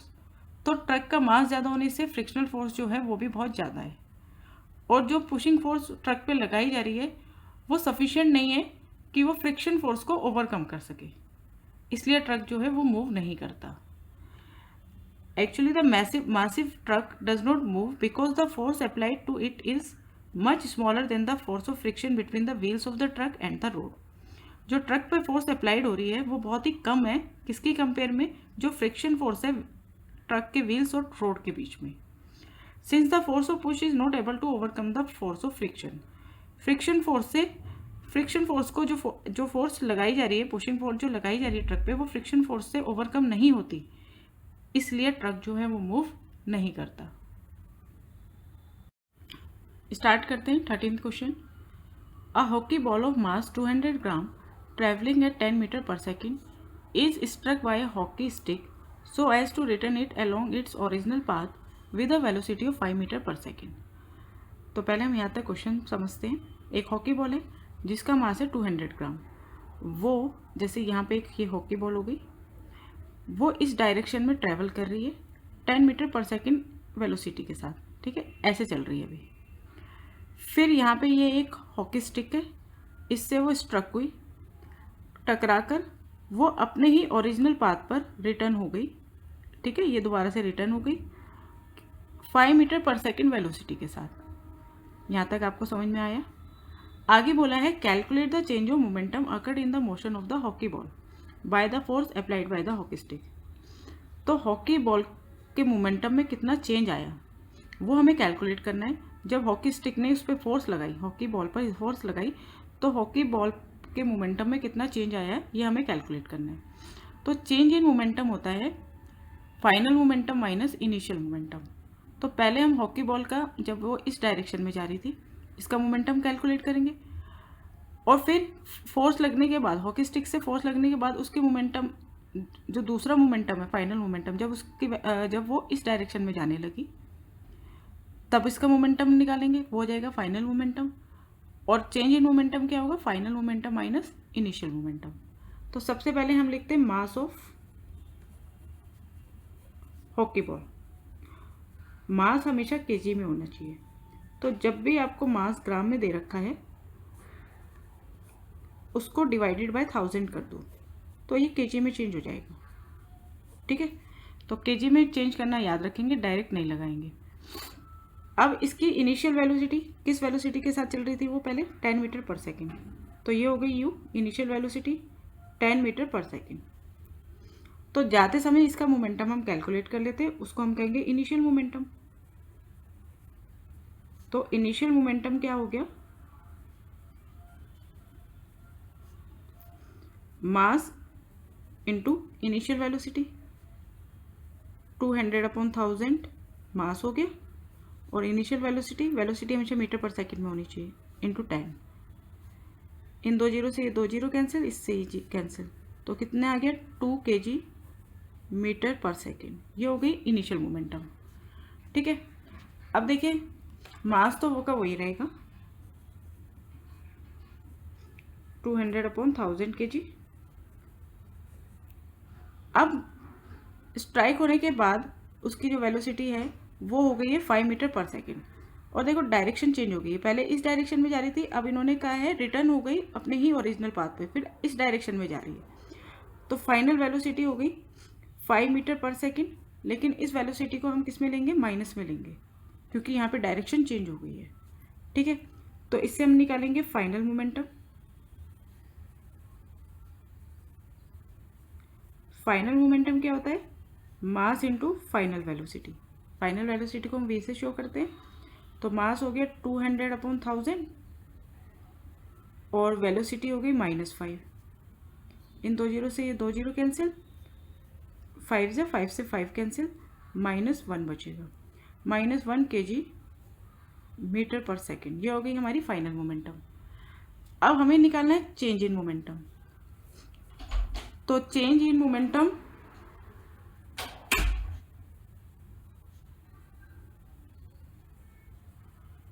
Is initial momentum, final momentum mv minus initial momentum mu। ठीक है, तो फाइनल मोमेंटम आ रहा है -1, उसमें से हम माइनस कर देंगे इनिशियल मोमेंटम था 10 नहीं 2। ठीक है, तो -1 -2 -3 kg metre per second. This is the change in momentum of hockey ball when it is hit by hockey stick। Start करते हैं 14th क्वेश्चन। क्वेश्चन में कहा है a bullet of mass 10 gram traveling horizontally with a velocity of 150 metre per second strikes a stationary wooden block and comes to rest in 0.03 second. तो सबसे पहले हमें bullet का मास दिया है, तो हम इंफॉर्मेशन के हिसाब से लिखते रहते हैं 10 ग्राम। तो 10 ग्राम है तो इसको हमने केजी में कन्वर्ट कर दिया, डिवाइडेड बाय 1000। वेलोसिटी है इसकी, ये हो गई इनिशियल वेलोसिटी बुलेट की 150 मीटर पर सेकेंड। जब वो एक वुडन ब्लॉक में स्ट्राइक हुई तो वो रेस्ट पर आ गई, तो रेस्ट पर आने का मतलब फाइनल वेलोसिटी 0 हो गई। कितने टाइम में? टी हमें गिवन है 0.03 सेकेंड। ठीक है, आगे पढ़ते हैं। Calculate the distance of penetration of the bullet into the block. तो सबसे पहले हमें बताना है कि बुलेट ने ब्लॉक तक आने के लिए, वुडन ब्लॉक पर जब वो आके पेनिट्रेट हुई है उसके अंदर, मतलब उसके अंदर आ गई है। ठीक है, जैसे ये वुडन ब्लॉक हो गया, इसके अंदर ये बुलेट यहाँ पे अंदर आ गई है, तो यहाँ तक इसने कितना डिस्टेंस कवर किया? ये हमें निकालना है। तो डिस्टेंस कवर्ड यानी कि एस, ये फाइंड करना है। आगे बोला है also calculate the magnitude of the force exerted by the wooden block on the bullet. दूसरी चीज़ बतानी है हमें, फोर्स जो वुडन ब्लॉक बुलेट पर लगा रहा है, यानी कि force exerted bye wooden block on the bullet. Bullet पर जब उसने फोर्स लगाई तो उससे वो क्या आ गई, रेस्ट पर आ गई। तो दूसरी हमें ये चीज़ फाइंड करनी है। तो हमारे पास U है, V है और T है। फोर्स निकालने के लिए हमें M इंटू ए, M की ज़रूरत होती है, A की ज़रूरत होती है, जिस पे फोर्स लगाई जा रही है, यानी कि बुलेट पर। तो इसका मास तो हमें पता है, इसका एक्सेलरेशन नहीं पता, और दूसरी चीज़ हमें डिस्टेंस निकालना है। तो डिस्टेंस हमारे पास तीन इक्वेशन जो होती है मोशन की, वो क्या क्या होती हैं। फर्स्ट होती है V is equal to U plus AT। Second होती है S is equal to UT plus half AT square. और थर्ड होती है V square is equal to U square plus 2AS। अब जो चीज़ हमें फाइंड करनी है ना, हम वो देखते हैं। हमें S निकालना है, तो S हमारा इस वाली और इस वाली इक्वेशन से निकल सकता है, लेकिन S निकालने के लिए हमें V, U और A तीन चीज़ों का पता होना चाहिए। अगर हम ये वाली इक्वेशन लगाते हैं तो इसमें हमारे पास A नहीं है, और अगर हम सेकंड लगाते हैं तो इसमें U, T और A का पता होना चाहिए। इसमें हमारे पास A नहीं है। तो सबसे पहले हम A कैलकुलेट करेंगे, ठीक है, दोनों में ही A का यूज़ हो रहा है। तो सबसे पहले हम A कैलकुलेट करेंगे फर्स्ट इक्वेशन का यूज़ करते हुए, क्योंकि हमारे पास फाइनल भी है, इनिशियल वेलोसिटी भी है और टाइम भी है। तो A को हम कैसे यूज़ करेंगे, V is equal to U plus AT। तो acceleration A is equal to V minus U upon T, ठीक है। तो हमारा एक्सेलरेशन कितना आ गया, फाइनल वेलोसिटी है 0, इनिशियल है 150 और टाइम टेकन है 0.03। तो ये हो गया -150 अपॉन 0.03।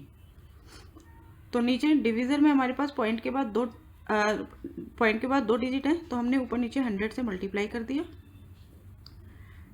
तो ये बन गया -15,000 और नीचे रह जाएगा 3, डेसिमल हट जाएगा। तो ये आएगा 3 5 5000 -5000 मीटर पर सेकंड स्क्वायर। ये हमारा एक्सेलरेशन कैलकुलेट हो गया। एक्सेलरेशन हो गया तो हम इस इक्वेशन का यूज़ कर सकते हैं, चाहे इसका भी यूज़ कर सकते हैं S निकालने के लिए। तो हमने ये वाली इक्वेशन यूज़ करी। अब हम कैलकुलेट करेंगे डिस्टेंस, जितना बुलेट ने डिस्टेंस कवर किया। तो V square is equal to U square plus 2AS। V है हमारे पास 0, तो 0 का स्क्वायर 0 ही रहेगा। U है हमारे पास 150 का स्क्वायर प्लस 2 मल्टीप्लाई A की वैल्यू -5000 और S हमें कैलकुलेट करना है, ठीक है। तो 0 इज इक्वल टू 15 का स्क्वायर होता है 225 और 0 की 2 0 हो जाएंगी जब स्क्वायर करेंगे। इन तीनों का प्रोडक्ट करेंगे तो ये बन जाएगा -5000 मल्टीप्लाई टू 10,000 S, ठीक है। -10,000 S आप RHS से LHS में लेके आएंगे तो ये बन जाएगा plus 0 plus 10,000 S is equal to 22500 और S is equal to 22500 upon 10,000। ये दो जीरो कैंसिल हो गई। 225 को 100 से डिवाइड करेंगे तो पीछे से 2 डिजिट बाद डेसिमल लगा देंगे, ठीक है। तो ये हो गया distance travel by bullet 2.25 metre. दो चीज़ें निकल गई। अब हमें क्या निकालना है, force exerted by the wooden block on the bullet. तो force is equal to mass into acceleration. Mass है हमारे पास बुलेट का 10/1000 और एक्सेलरेशन कितना प्रोड्यूस हुआ है -5000। इन 3 जीरो से 0 कैंसिल हो गई तो ये आ गया -50 न्यूटन। तो कितनी फोर्स लग रही है वुडन ब्लॉक से बुलेट पर, 50 न्यूटन। और ये माइनस क्या शो कर रहा है कि बुलेट का मोशन ऐसे था, तो वुडन ब्लॉक ने जो फोर्स लगाई है बुलेट पर वो इस डायरेक्शन में लगाई है, ठीक है। ये इस माइनस का मतलब है। 15th क्वेश्चन है, An object of mass 1 kg traveling in a straight line with a velocity of 10 meter per second collides with and sticks to a stationary wooden block of mass 5 kg। तो एक object है जिसका mass है 1 kg, वो उसकी velocity है 10 metre per second. इस velocity के साथ वो कोलाइड होता है और स्टिक हो जाता है एक स्टेशनरी वुडन ब्लॉक में जिसका मास है 5 kg। Then they both move off together in the same straight line. फिर ये दोनों स्ट्रेट लाइन में मूव करते हैं, सेम स्ट्रेट लाइन में। जिस लाइन में ये ऑब्जेक्ट जो है वो मूव कर रहा था, ये दोनों उसी लाइन में मूव करते हैं। Calculate the total momentum just before the impact and just after the impact. तो मोमेंटम निकालना है बिफोर एंड आफ्टर इम्पैक्ट का, यहाँ पे मतलब हो गया कोलिशन, है ना। Just before the collision and just after the collision. Also calculate the velocity of the combined object.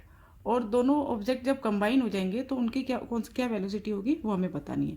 देखो ये एक वुडन ब्लॉक था और जब एक ऑब्जेक्ट इसमें आके स्टिक हो गया तो जब ये दोनों मूव करेंगे तो ये सेम वेलोसिटी के साथ, कंबाइंड वेलोसिटी के साथ मूव करेंगे। तो सबसे पहले हमने मास ले लिया ऑब्जेक्ट का, mass of object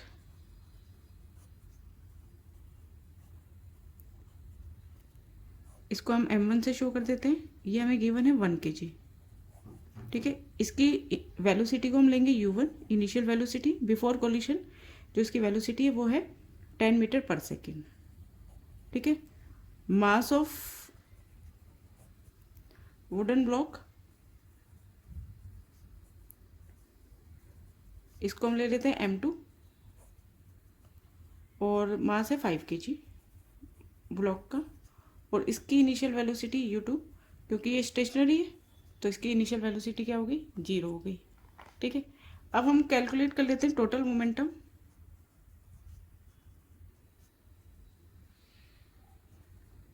before impact, collision से पहले, तो वो हो जाएगा m1 u1 plus m2 u2।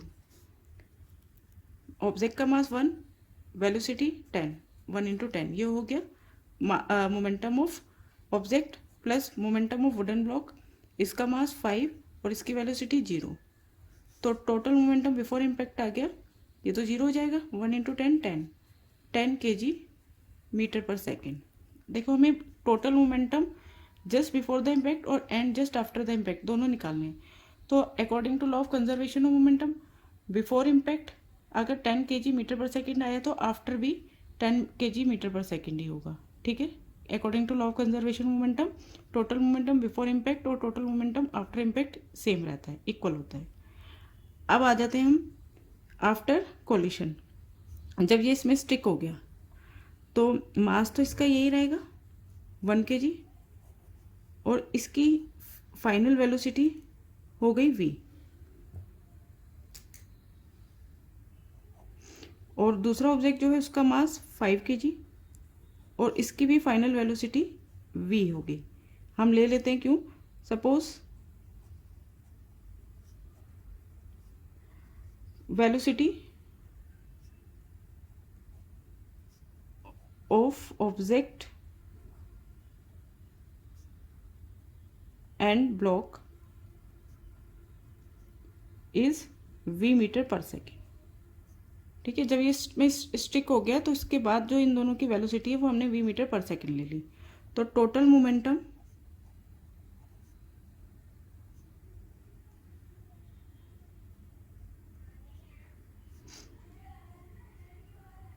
After impact क्या हो जाएगा, m1 v1 plus m2 v2। इन दोनों का मास कंबाइन हो जाएगा, है ना, जब ये इसमें स्टिक हो गया। तो हम चाहे एक साथ कंबाइन भी लिख सकते हैं, चाहे हम ये इस तरह फॉर्मूला लगा के भी कर सकते हैं, जो हमारा फॉर्मूला होता है। तो मास हो गया इसका 1, वेलोसिटी v प्लस इसका मास है 5 और इसकी फाइनल वेलोसिटी v, तो ये कितना बन गया 6v kg metre per second. ये आ गया टोटल मोमेंटम आफ्टर इम्पैक्ट, ठीक है। अब according to law of conservation of momentum, ये भी लिख देना आपको, according to law of conservation of momentum,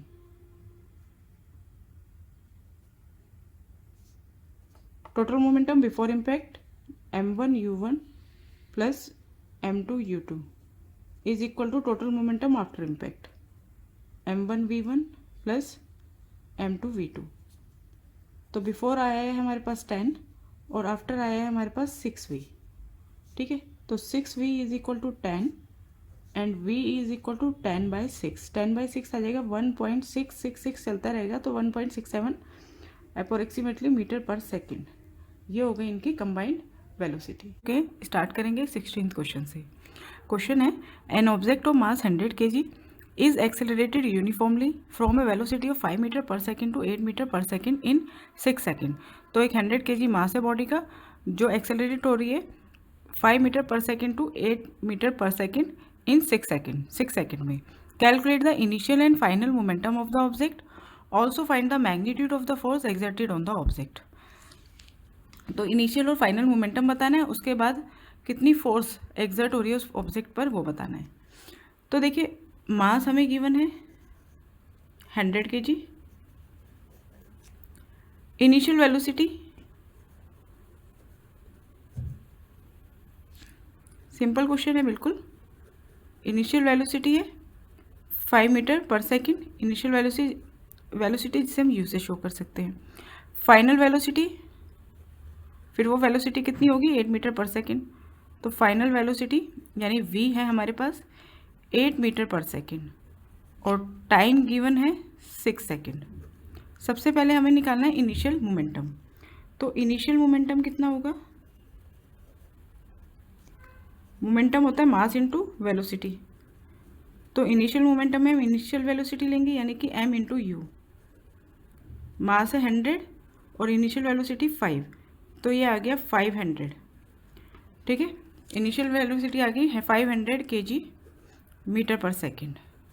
फिर निकाल लेते हैं final momentum. Initial momentum 500 kg metre per second और final momentum m into v, final velocity, mass 100 और वेलोसिटी यहाँ पे गिवन है 8, तो ये हो गया 800 kg मीटर पर सेकेंड। ठीक है, इनिशियल और फाइनल मोमेंटम हमने निकाल लिया। अब निकालना है find the magnitude of force exerted on the object. तो फोर्स क्या होता है, force is equal to initial velocity, initial momentum minus final momentum यानी change in momentum upon time taken. ठीक है, हमने ये फॉर्मूला क्यों लगाया, क्योंकि हमारे पास mv है, mu है और टाइम है। इसको हम चाहे ऐसे भी लिख सकते थे, m कॉमन ले लिया, v minus u upon T. v minus u upon T क्या होता है हमारा, एक्सेलरेशन होता है ना। और फोर्स क्या होता है, मास इंटू एक्सेलरेशन। फोर्स क्या होता है, मास इंटू एक्सेलरेशन, और एक्सेलरेशन क्या होता है, change in velocity, v minus u upon T. तो ये पुट कर देते हैं, चाहे इसमें डायरेक्टली देख लो, एम वी 800 माइनस 500, चाहे इसमें पुट कर दो। मास ले लो आप 100, final velocity 8 minus initial velocity 5 upon time taken 6, तो ये हो गया 100 इंटू 3 अपॉन 6, 3 1 जा 3 2 जा, 100 upon 2 50।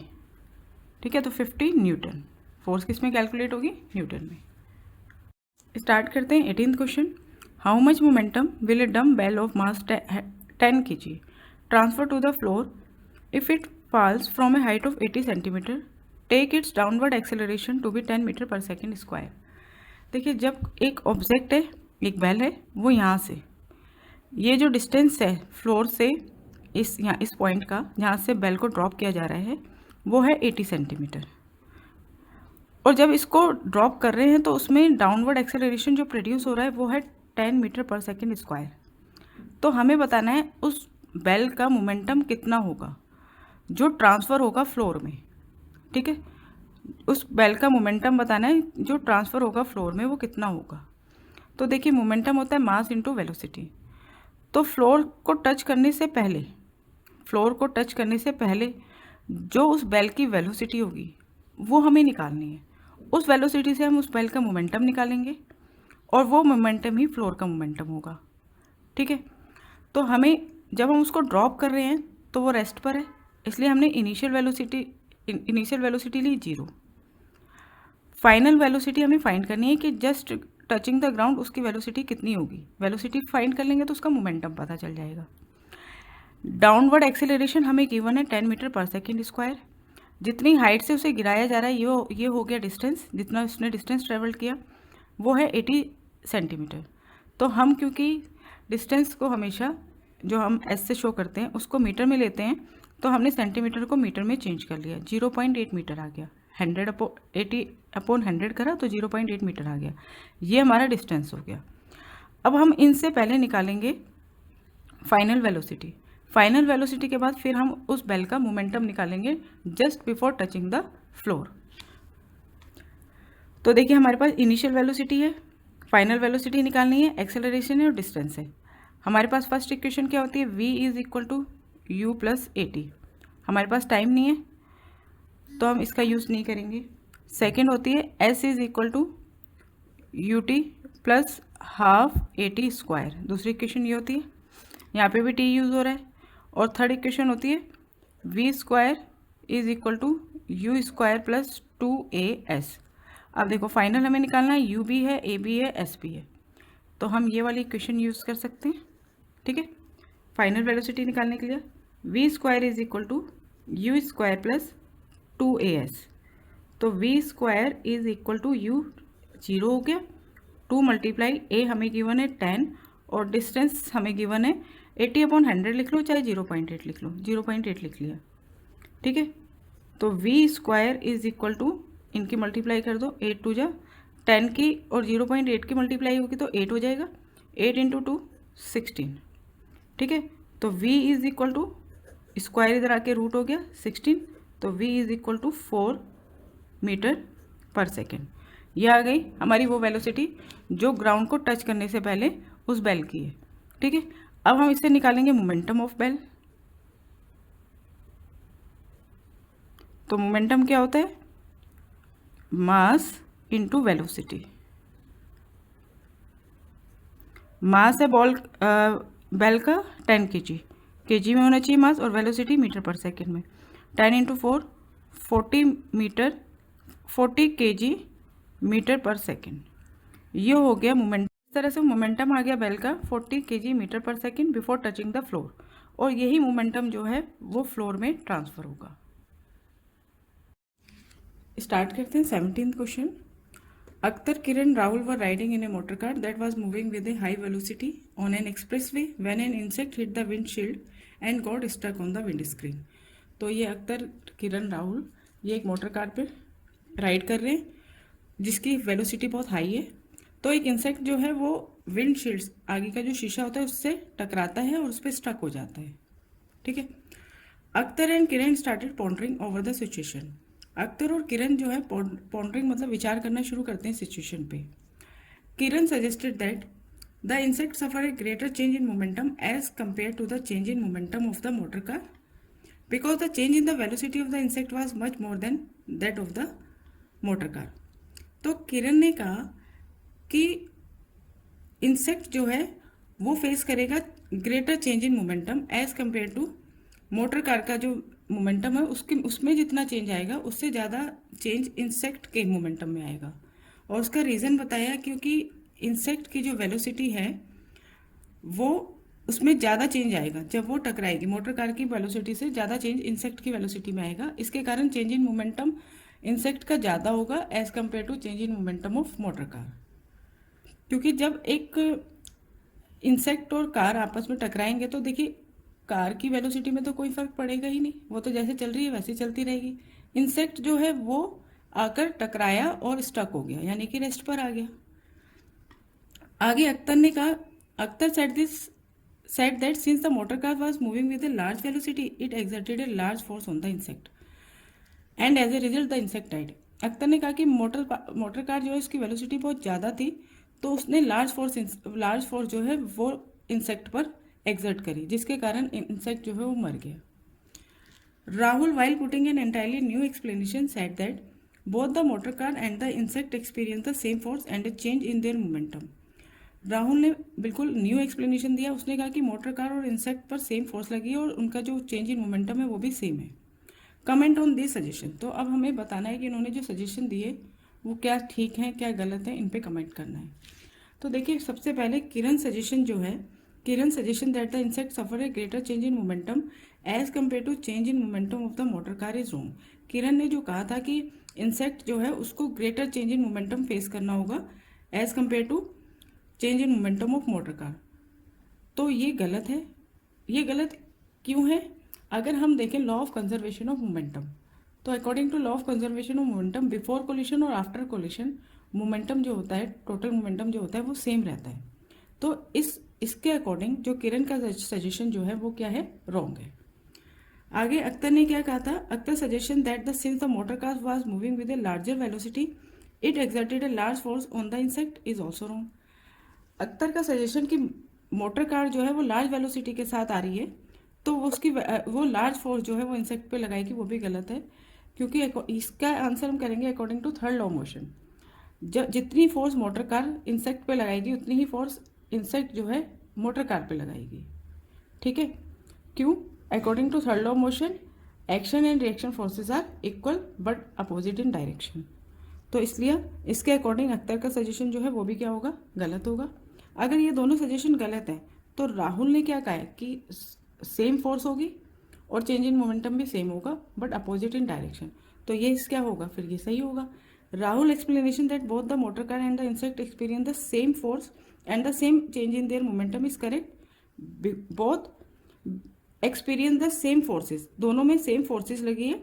Action and reaction forces are always equal and opposite, क्योंकि एक्शन और रिएक्शन फोर्सेज हमेशा इक्वल होती हैं।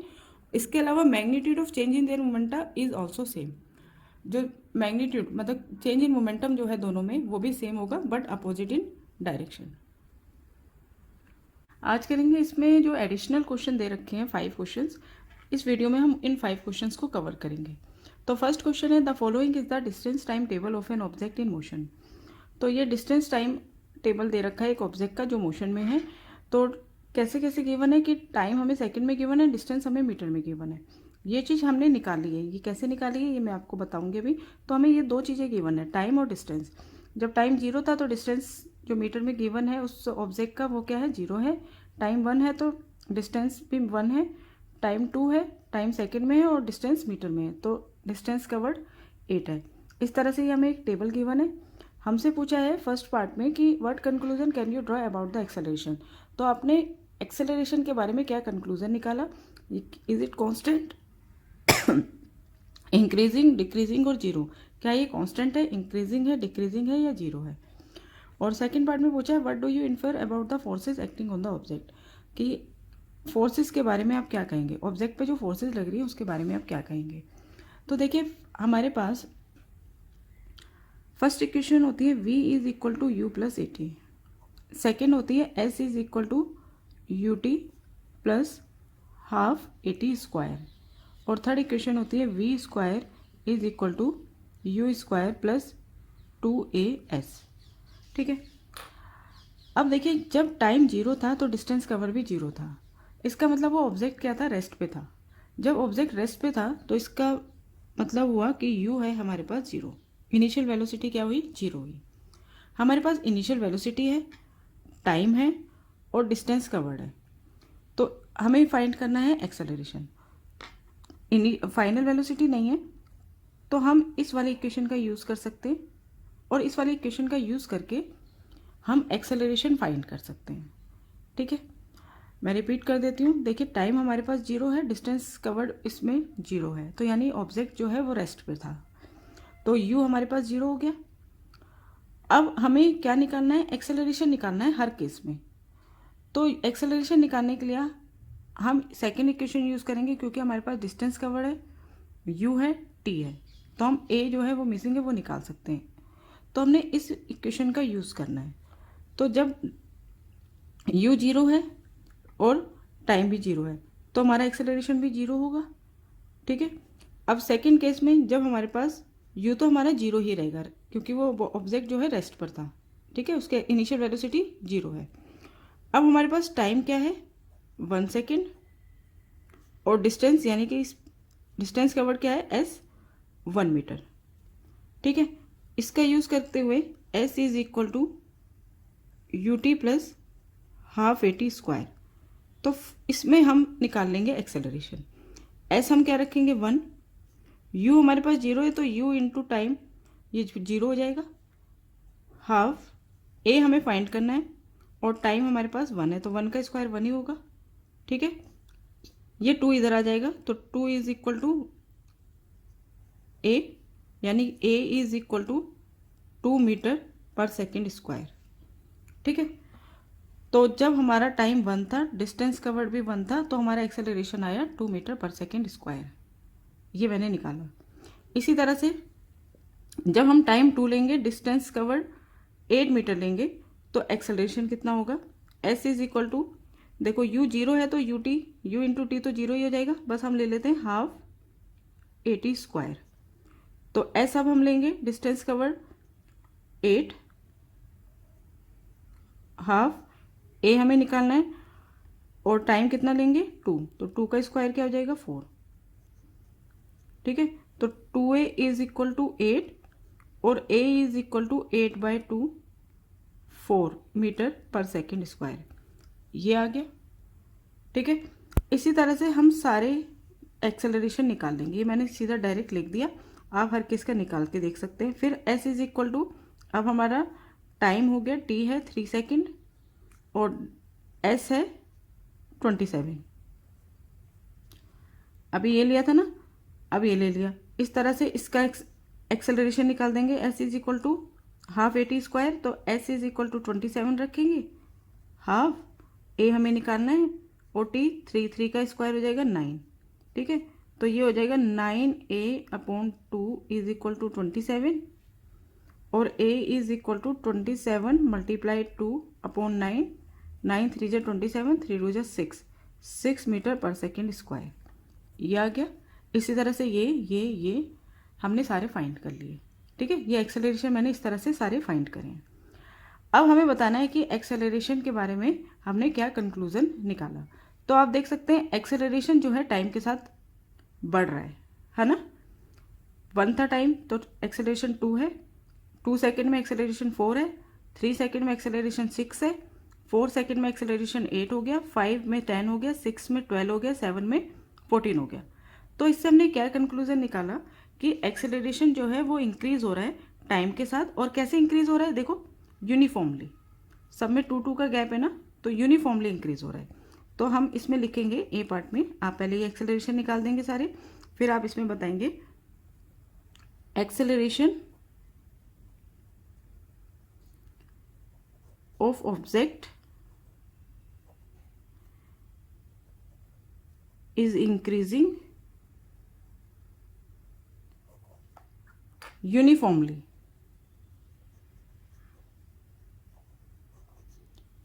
With time. ठीक है, होप आपको ये वाला पार्ट समझ में आ गया होगा। अब देखते हैं सेकंड पार्ट। एक्सेलरेशन निकाल लिया, तो अब हमें बताना है कि हम फोर्स के बारे में क्या कहेंगे, जो फोर्सेस लग रही है ऑब्जेक्ट में वो क्या होंगे। तो देखो हम जानते हैं force is equal to mass into acceleration होता है, m इंटू ए। अब मास तो यहाँ पे कांस्टेंट रहेगा क्योंकि एक ही ऑब्जेक्ट की बात करी जा रही है, तो मास तो होगा वही रहेगा। एक्सेलरेशन हम देख रहे हैं कि हर केस में बढ़ रहा है। जब एक्सेलरेशन बढ़ रहा है तो फोर्स क्या होगी, वो भी बढ़ रही है, इंक्रीज हो रही है। क्यों, क्योंकि एक्सेलरेशन जो है वो प्रोपोर्शनल होता है फोर्स के, जितनी फोर्स अप्लाइड होती है। Acceleration is proportional, directly proportional to the force applied. तो since the acceleration of the object is increasing uniformly with time, तो फोर्स जो है वो भी इंक्रीज होगी यूनिफॉर्मली टाइम के साथ। ठीक है, तो F is equal to m into a, तो हम इसमें लिख देंगे since the acceleration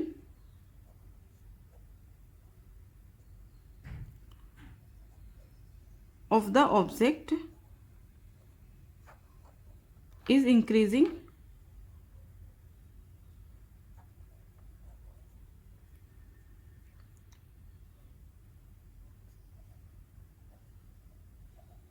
uniformly with time,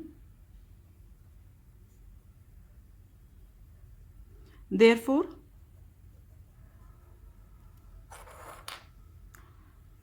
the forces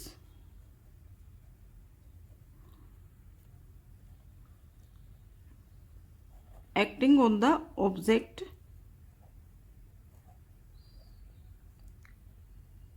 must also be increasing uniformly with time। Acceleration increase हो रहा है यूनिफॉर्मली टाइम के साथ, तो फोर्स जो अप्लाइड हो रही है, जो फोर्सेस लग रही है ऑब्जेक्ट पर, वो भी यूनिफॉर्मली इंक्रीज होंगी विद टाइम। सेकेंड क्वेश्चन है, two persons manage to push a motor cars of mass 1200 kg at a uniform velocity along a level road. The same motor car can be pushed by 3 persons to produce an acceleration of 0.2 meter per second square. With what force does each person push the motor car? Assume that all persons push the motor car with the same muscular efforts. इसमें क्या है कि एक motor car है, ये हो गई, इस पे फोर्स लगा रहे हैं 2 पर्सन, यूनिफॉर्म वेलोसिटी प्रोड्यूस होती है, ठीक है। और इस ऑब्जेक्ट का जो मास है, यानी ये मोटर कार का जो मास है वो है 1200 kg। और जब 3 पर्सन फोर्स लगाते हैं तो उसमें एक्सेलरेशन प्रोड्यूस होता है 0.2 मीटर पर सेकेंड स्क्वायर। जब 2 लगा रहे थे तो उसकी वेलोसिटी यूनिफॉर्म थी, और जब 3 पर्सन ने फोर्स लगाई तो उसमें एक्सेलरेशन प्रोड्यूस हुआ जो था 0.2 मीटर पर सेकेंड स्क्वायर। तो हमें बताना है कि एक पर्सन ने उस मोटर कार को पुश करने के लिए कितनी फोर्स लगाई। और ये कहा गया है कि जो मस्कुलर एफर्ट्स जो डाला जा रहा है, जितनी फोर्स लगाई जा रही है हर पर्सन से, वो इक्वल है, सेम है, ठीक है, सेम मस्कुलर फोर्स। तो सबसे पहले हमने लिया एक पर्सन जो फोर्स लगा रहा है मोटर कार पर, वो है एफ। एक पर्सन के थ्रू जो मोटर कार पर फोर्स लगाई जा रही है उसकी वैल्यू है एफ। अगर एक पर्सन एफ फोर्स लगा रहा है तो total force applied bye 2 person कितनी हो जाएगी, एफ प्लस एफ, 2F, ठीक है। अब 2F फोर्स लग रही है 2 पर्सन के थ्रू, और उसकी वेलोसिटी कितनी है, यूनिफॉर्म है। यूनिफॉर्म वेलोसिटी का मतलब क्या होता है कि वेलोसिटी सेम है। जब वेलोसिटी सेम रहेगी, यूनिफॉर्म रहेगी, इसका मतलब वेलोसिटी में कोई चेंज नहीं आ रहा। और वेलोसिटी में कोई चेंज ना होने का मतलब क्या होता है कि हमारा एक्सेलरेशन 0 है, ठीक है, क्योंकि एक्सेलरेशन का मतलब ही चेंज इन वेलोसिटी होता है। तो जब वेलोसिटी यूनिफॉर्म होगी तो एक्सेलरेशन क्या होगा, 0 होगा, और नेट रिजल्टिंग फोर्स कितनी होगी, 0 होगी, ठीक है। नेट रिजल्टिंग फोर्स कितनी हुई, 0 हुई। अब देखिए नेट रिजल्टिंग फोर्स किसके इक्वल होती है, the sum of all forces. जब यहाँ पर 2 पर्सन फोर्स लगा रहे हैं इस डायरेक्शन में 2F, तो इस फोर्स का अपोज कर रही है एक फोर्स जिसे हम कहते हैं फ्रिक्शनल फोर्स, इस डायरेक्शन में, ठीक है, अपोज कर रही है ना इस डायरेक्शन में। फ्रिक्शनल फोर्स को हम स्मॉल f से ले लेते हैं, ठीक है। अब नेट रिजल्टिंग फोर्स कितनी होती है, सम ऑफ ऑल फोर्सेस, और वो किसके इक्वल है, 0। क्यों, क्योंकि कोई एक्सेलरेशन प्रोड्यूस नहीं हो रहा, और एक्सेलरेशन प्रोड्यूस नहीं हो रहा क्यों, क्योंकि वेलोसिटी हमें यूनिफॉर्म दी है।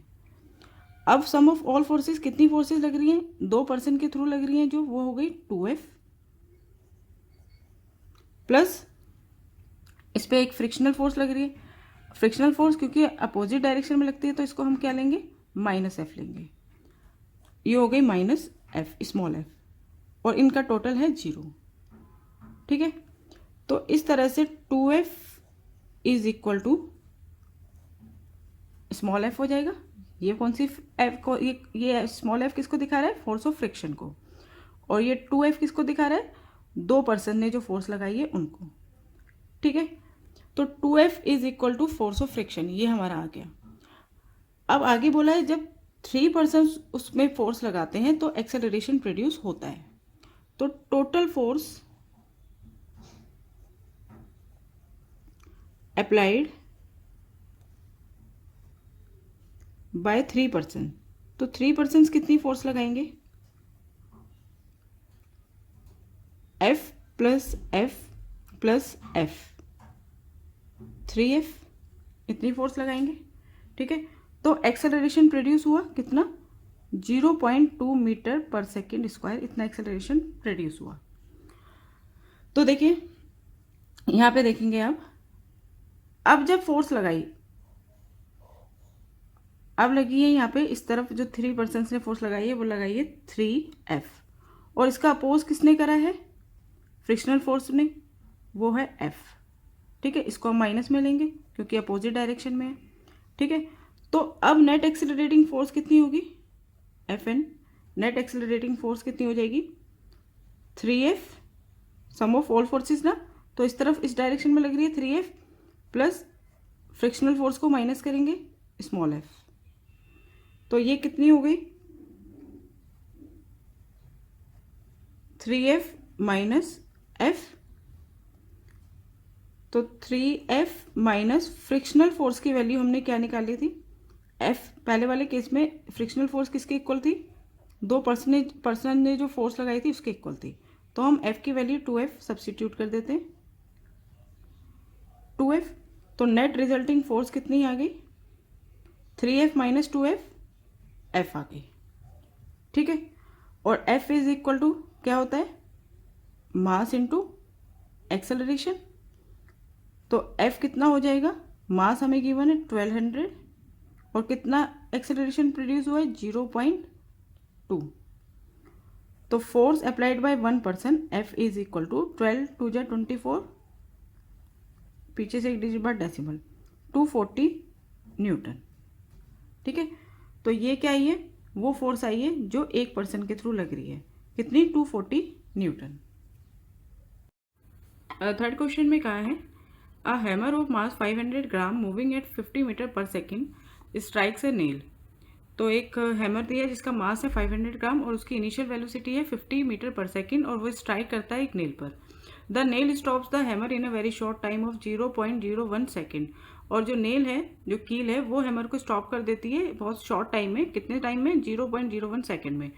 What is the force of the nail on the hammer, तो कितनी फोर्स लगी है नेल की हैमर पर।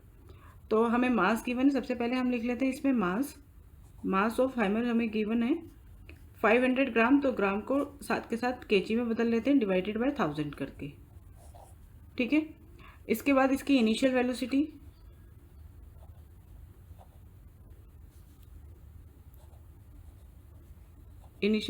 जिसको हम u कहते हैं, वो गिवन है 50 मीटर पर सेकेंड, क्योंकि वो स्टॉप हुआ है। ठीक है, नेल ने उसको स्टॉप करा है, तो यहाँ पे फाइनल वेलोसिटी क्या हो जाएगी, 0।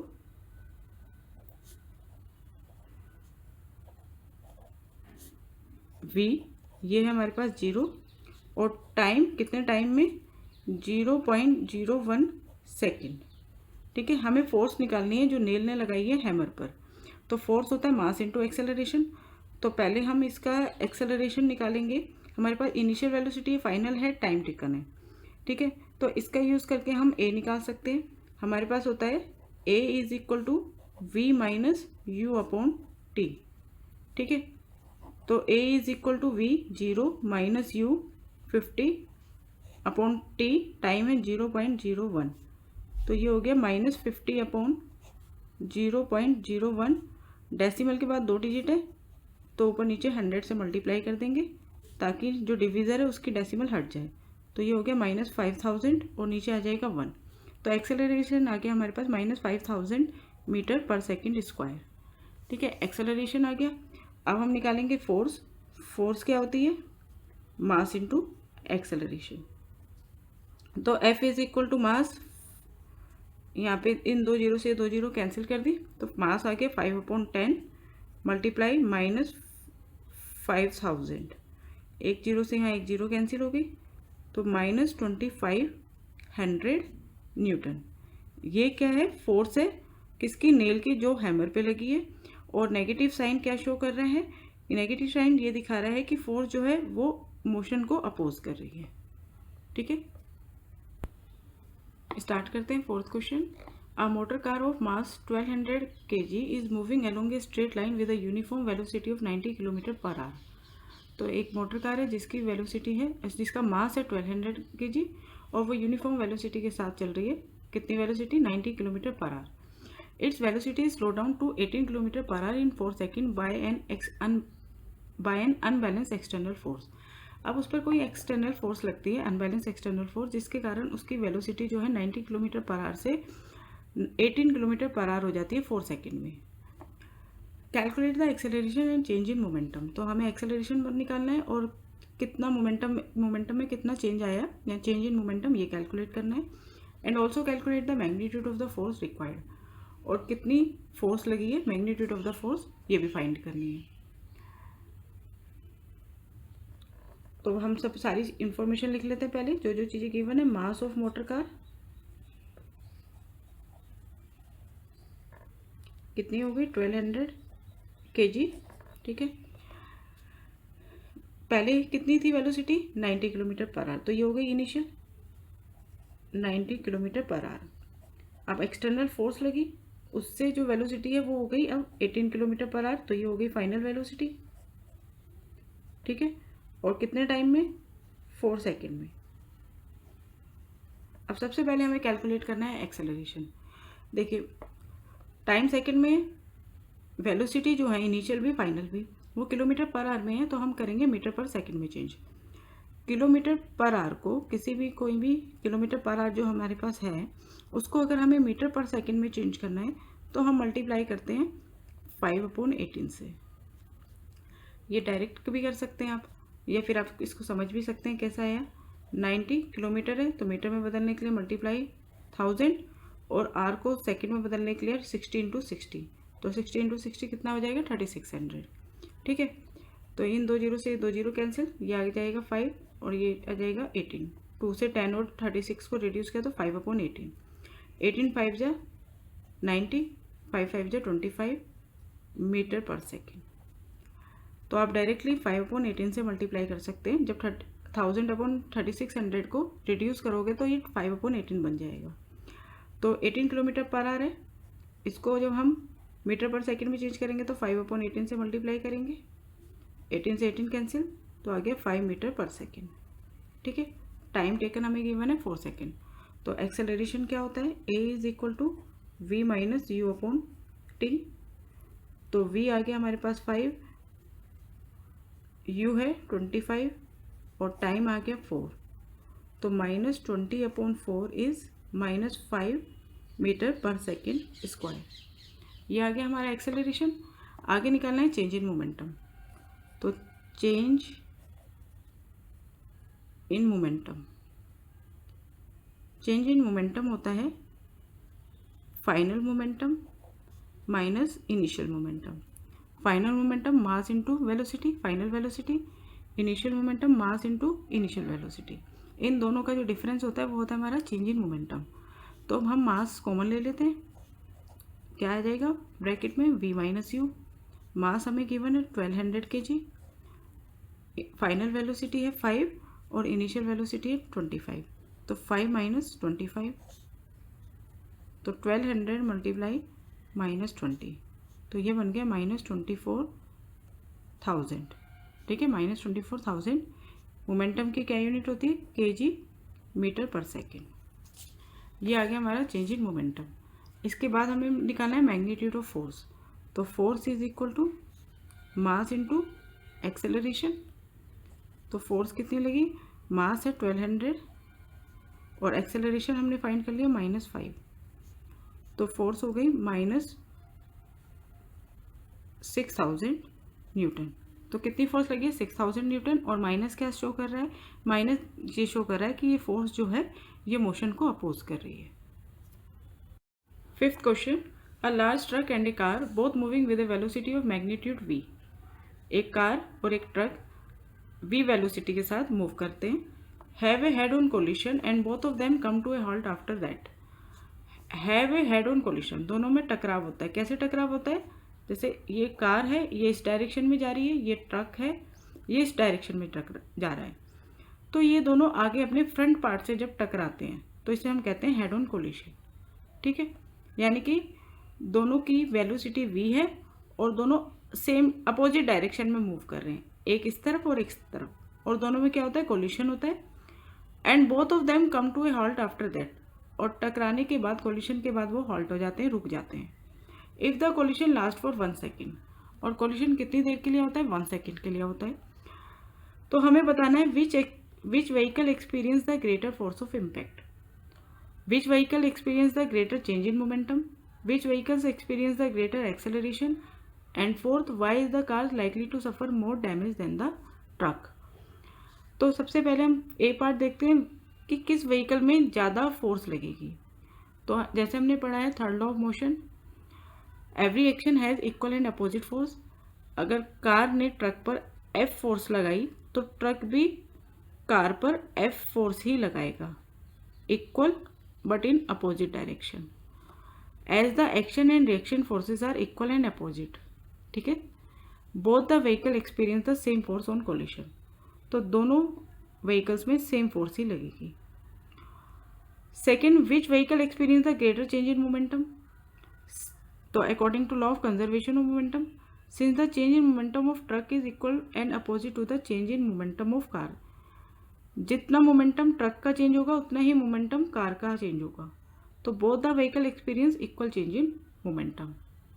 ठीक है, थर्ड पूछा है which vehicle experience the greater acceleration, किस में ज़्यादा एक्सेलरेशन प्रोड्यूस होगा। Acceleration is equal to force upon mass, ये होता है ना। फोर्स तो दोनों में सेम लग रही है, ठीक है, जैसे हमने फर्स्ट में पढ़ा, फर्स्ट पार्ट में। मास जिसका कम होगा एक्सेलरेशन उसमें ज़्यादा प्रोड्यूस होता है। ठीक है, मास जिसका कम होता है एक्सेलरेशन उसमें ज़्यादा प्रोड्यूस होता है। तो कार और ट्रक में कार का मास कम होता है तो उसमें एक्सेलरेशन ज़्यादा प्रोड्यूस होगा। As the force on each vehicle is the same but the mass of the car is smaller than the truck, therefore the car experience the greater acceleration. Fourth part पूछा है why is the car likely to suffer more damage than the truck. Car में ज़्यादा damage होगा truck की compare में, क्यों? क्योंकि acceleration किस में ज़्यादा हुआ, ट्रक में हुआ, क्योंकि उसका वेट क्या था, उसका जो कार जो है वो क्या है, लाइटर है। कार जो होती है वो हल्की होती है ट्रक से, तो उसमें एक्सेलरेशन भी ज़्यादा प्रोड्यूस हुआ। तो जिसमें एक्सेलरेशन ज़्यादा प्रोड्यूस होगा उसमें डैमेज भी ज़्यादा होगा कोलिशन के टाइम पर। Since the car is much lighter than the truck, therefore the car is likely to suffer more damage during the collision than the truck.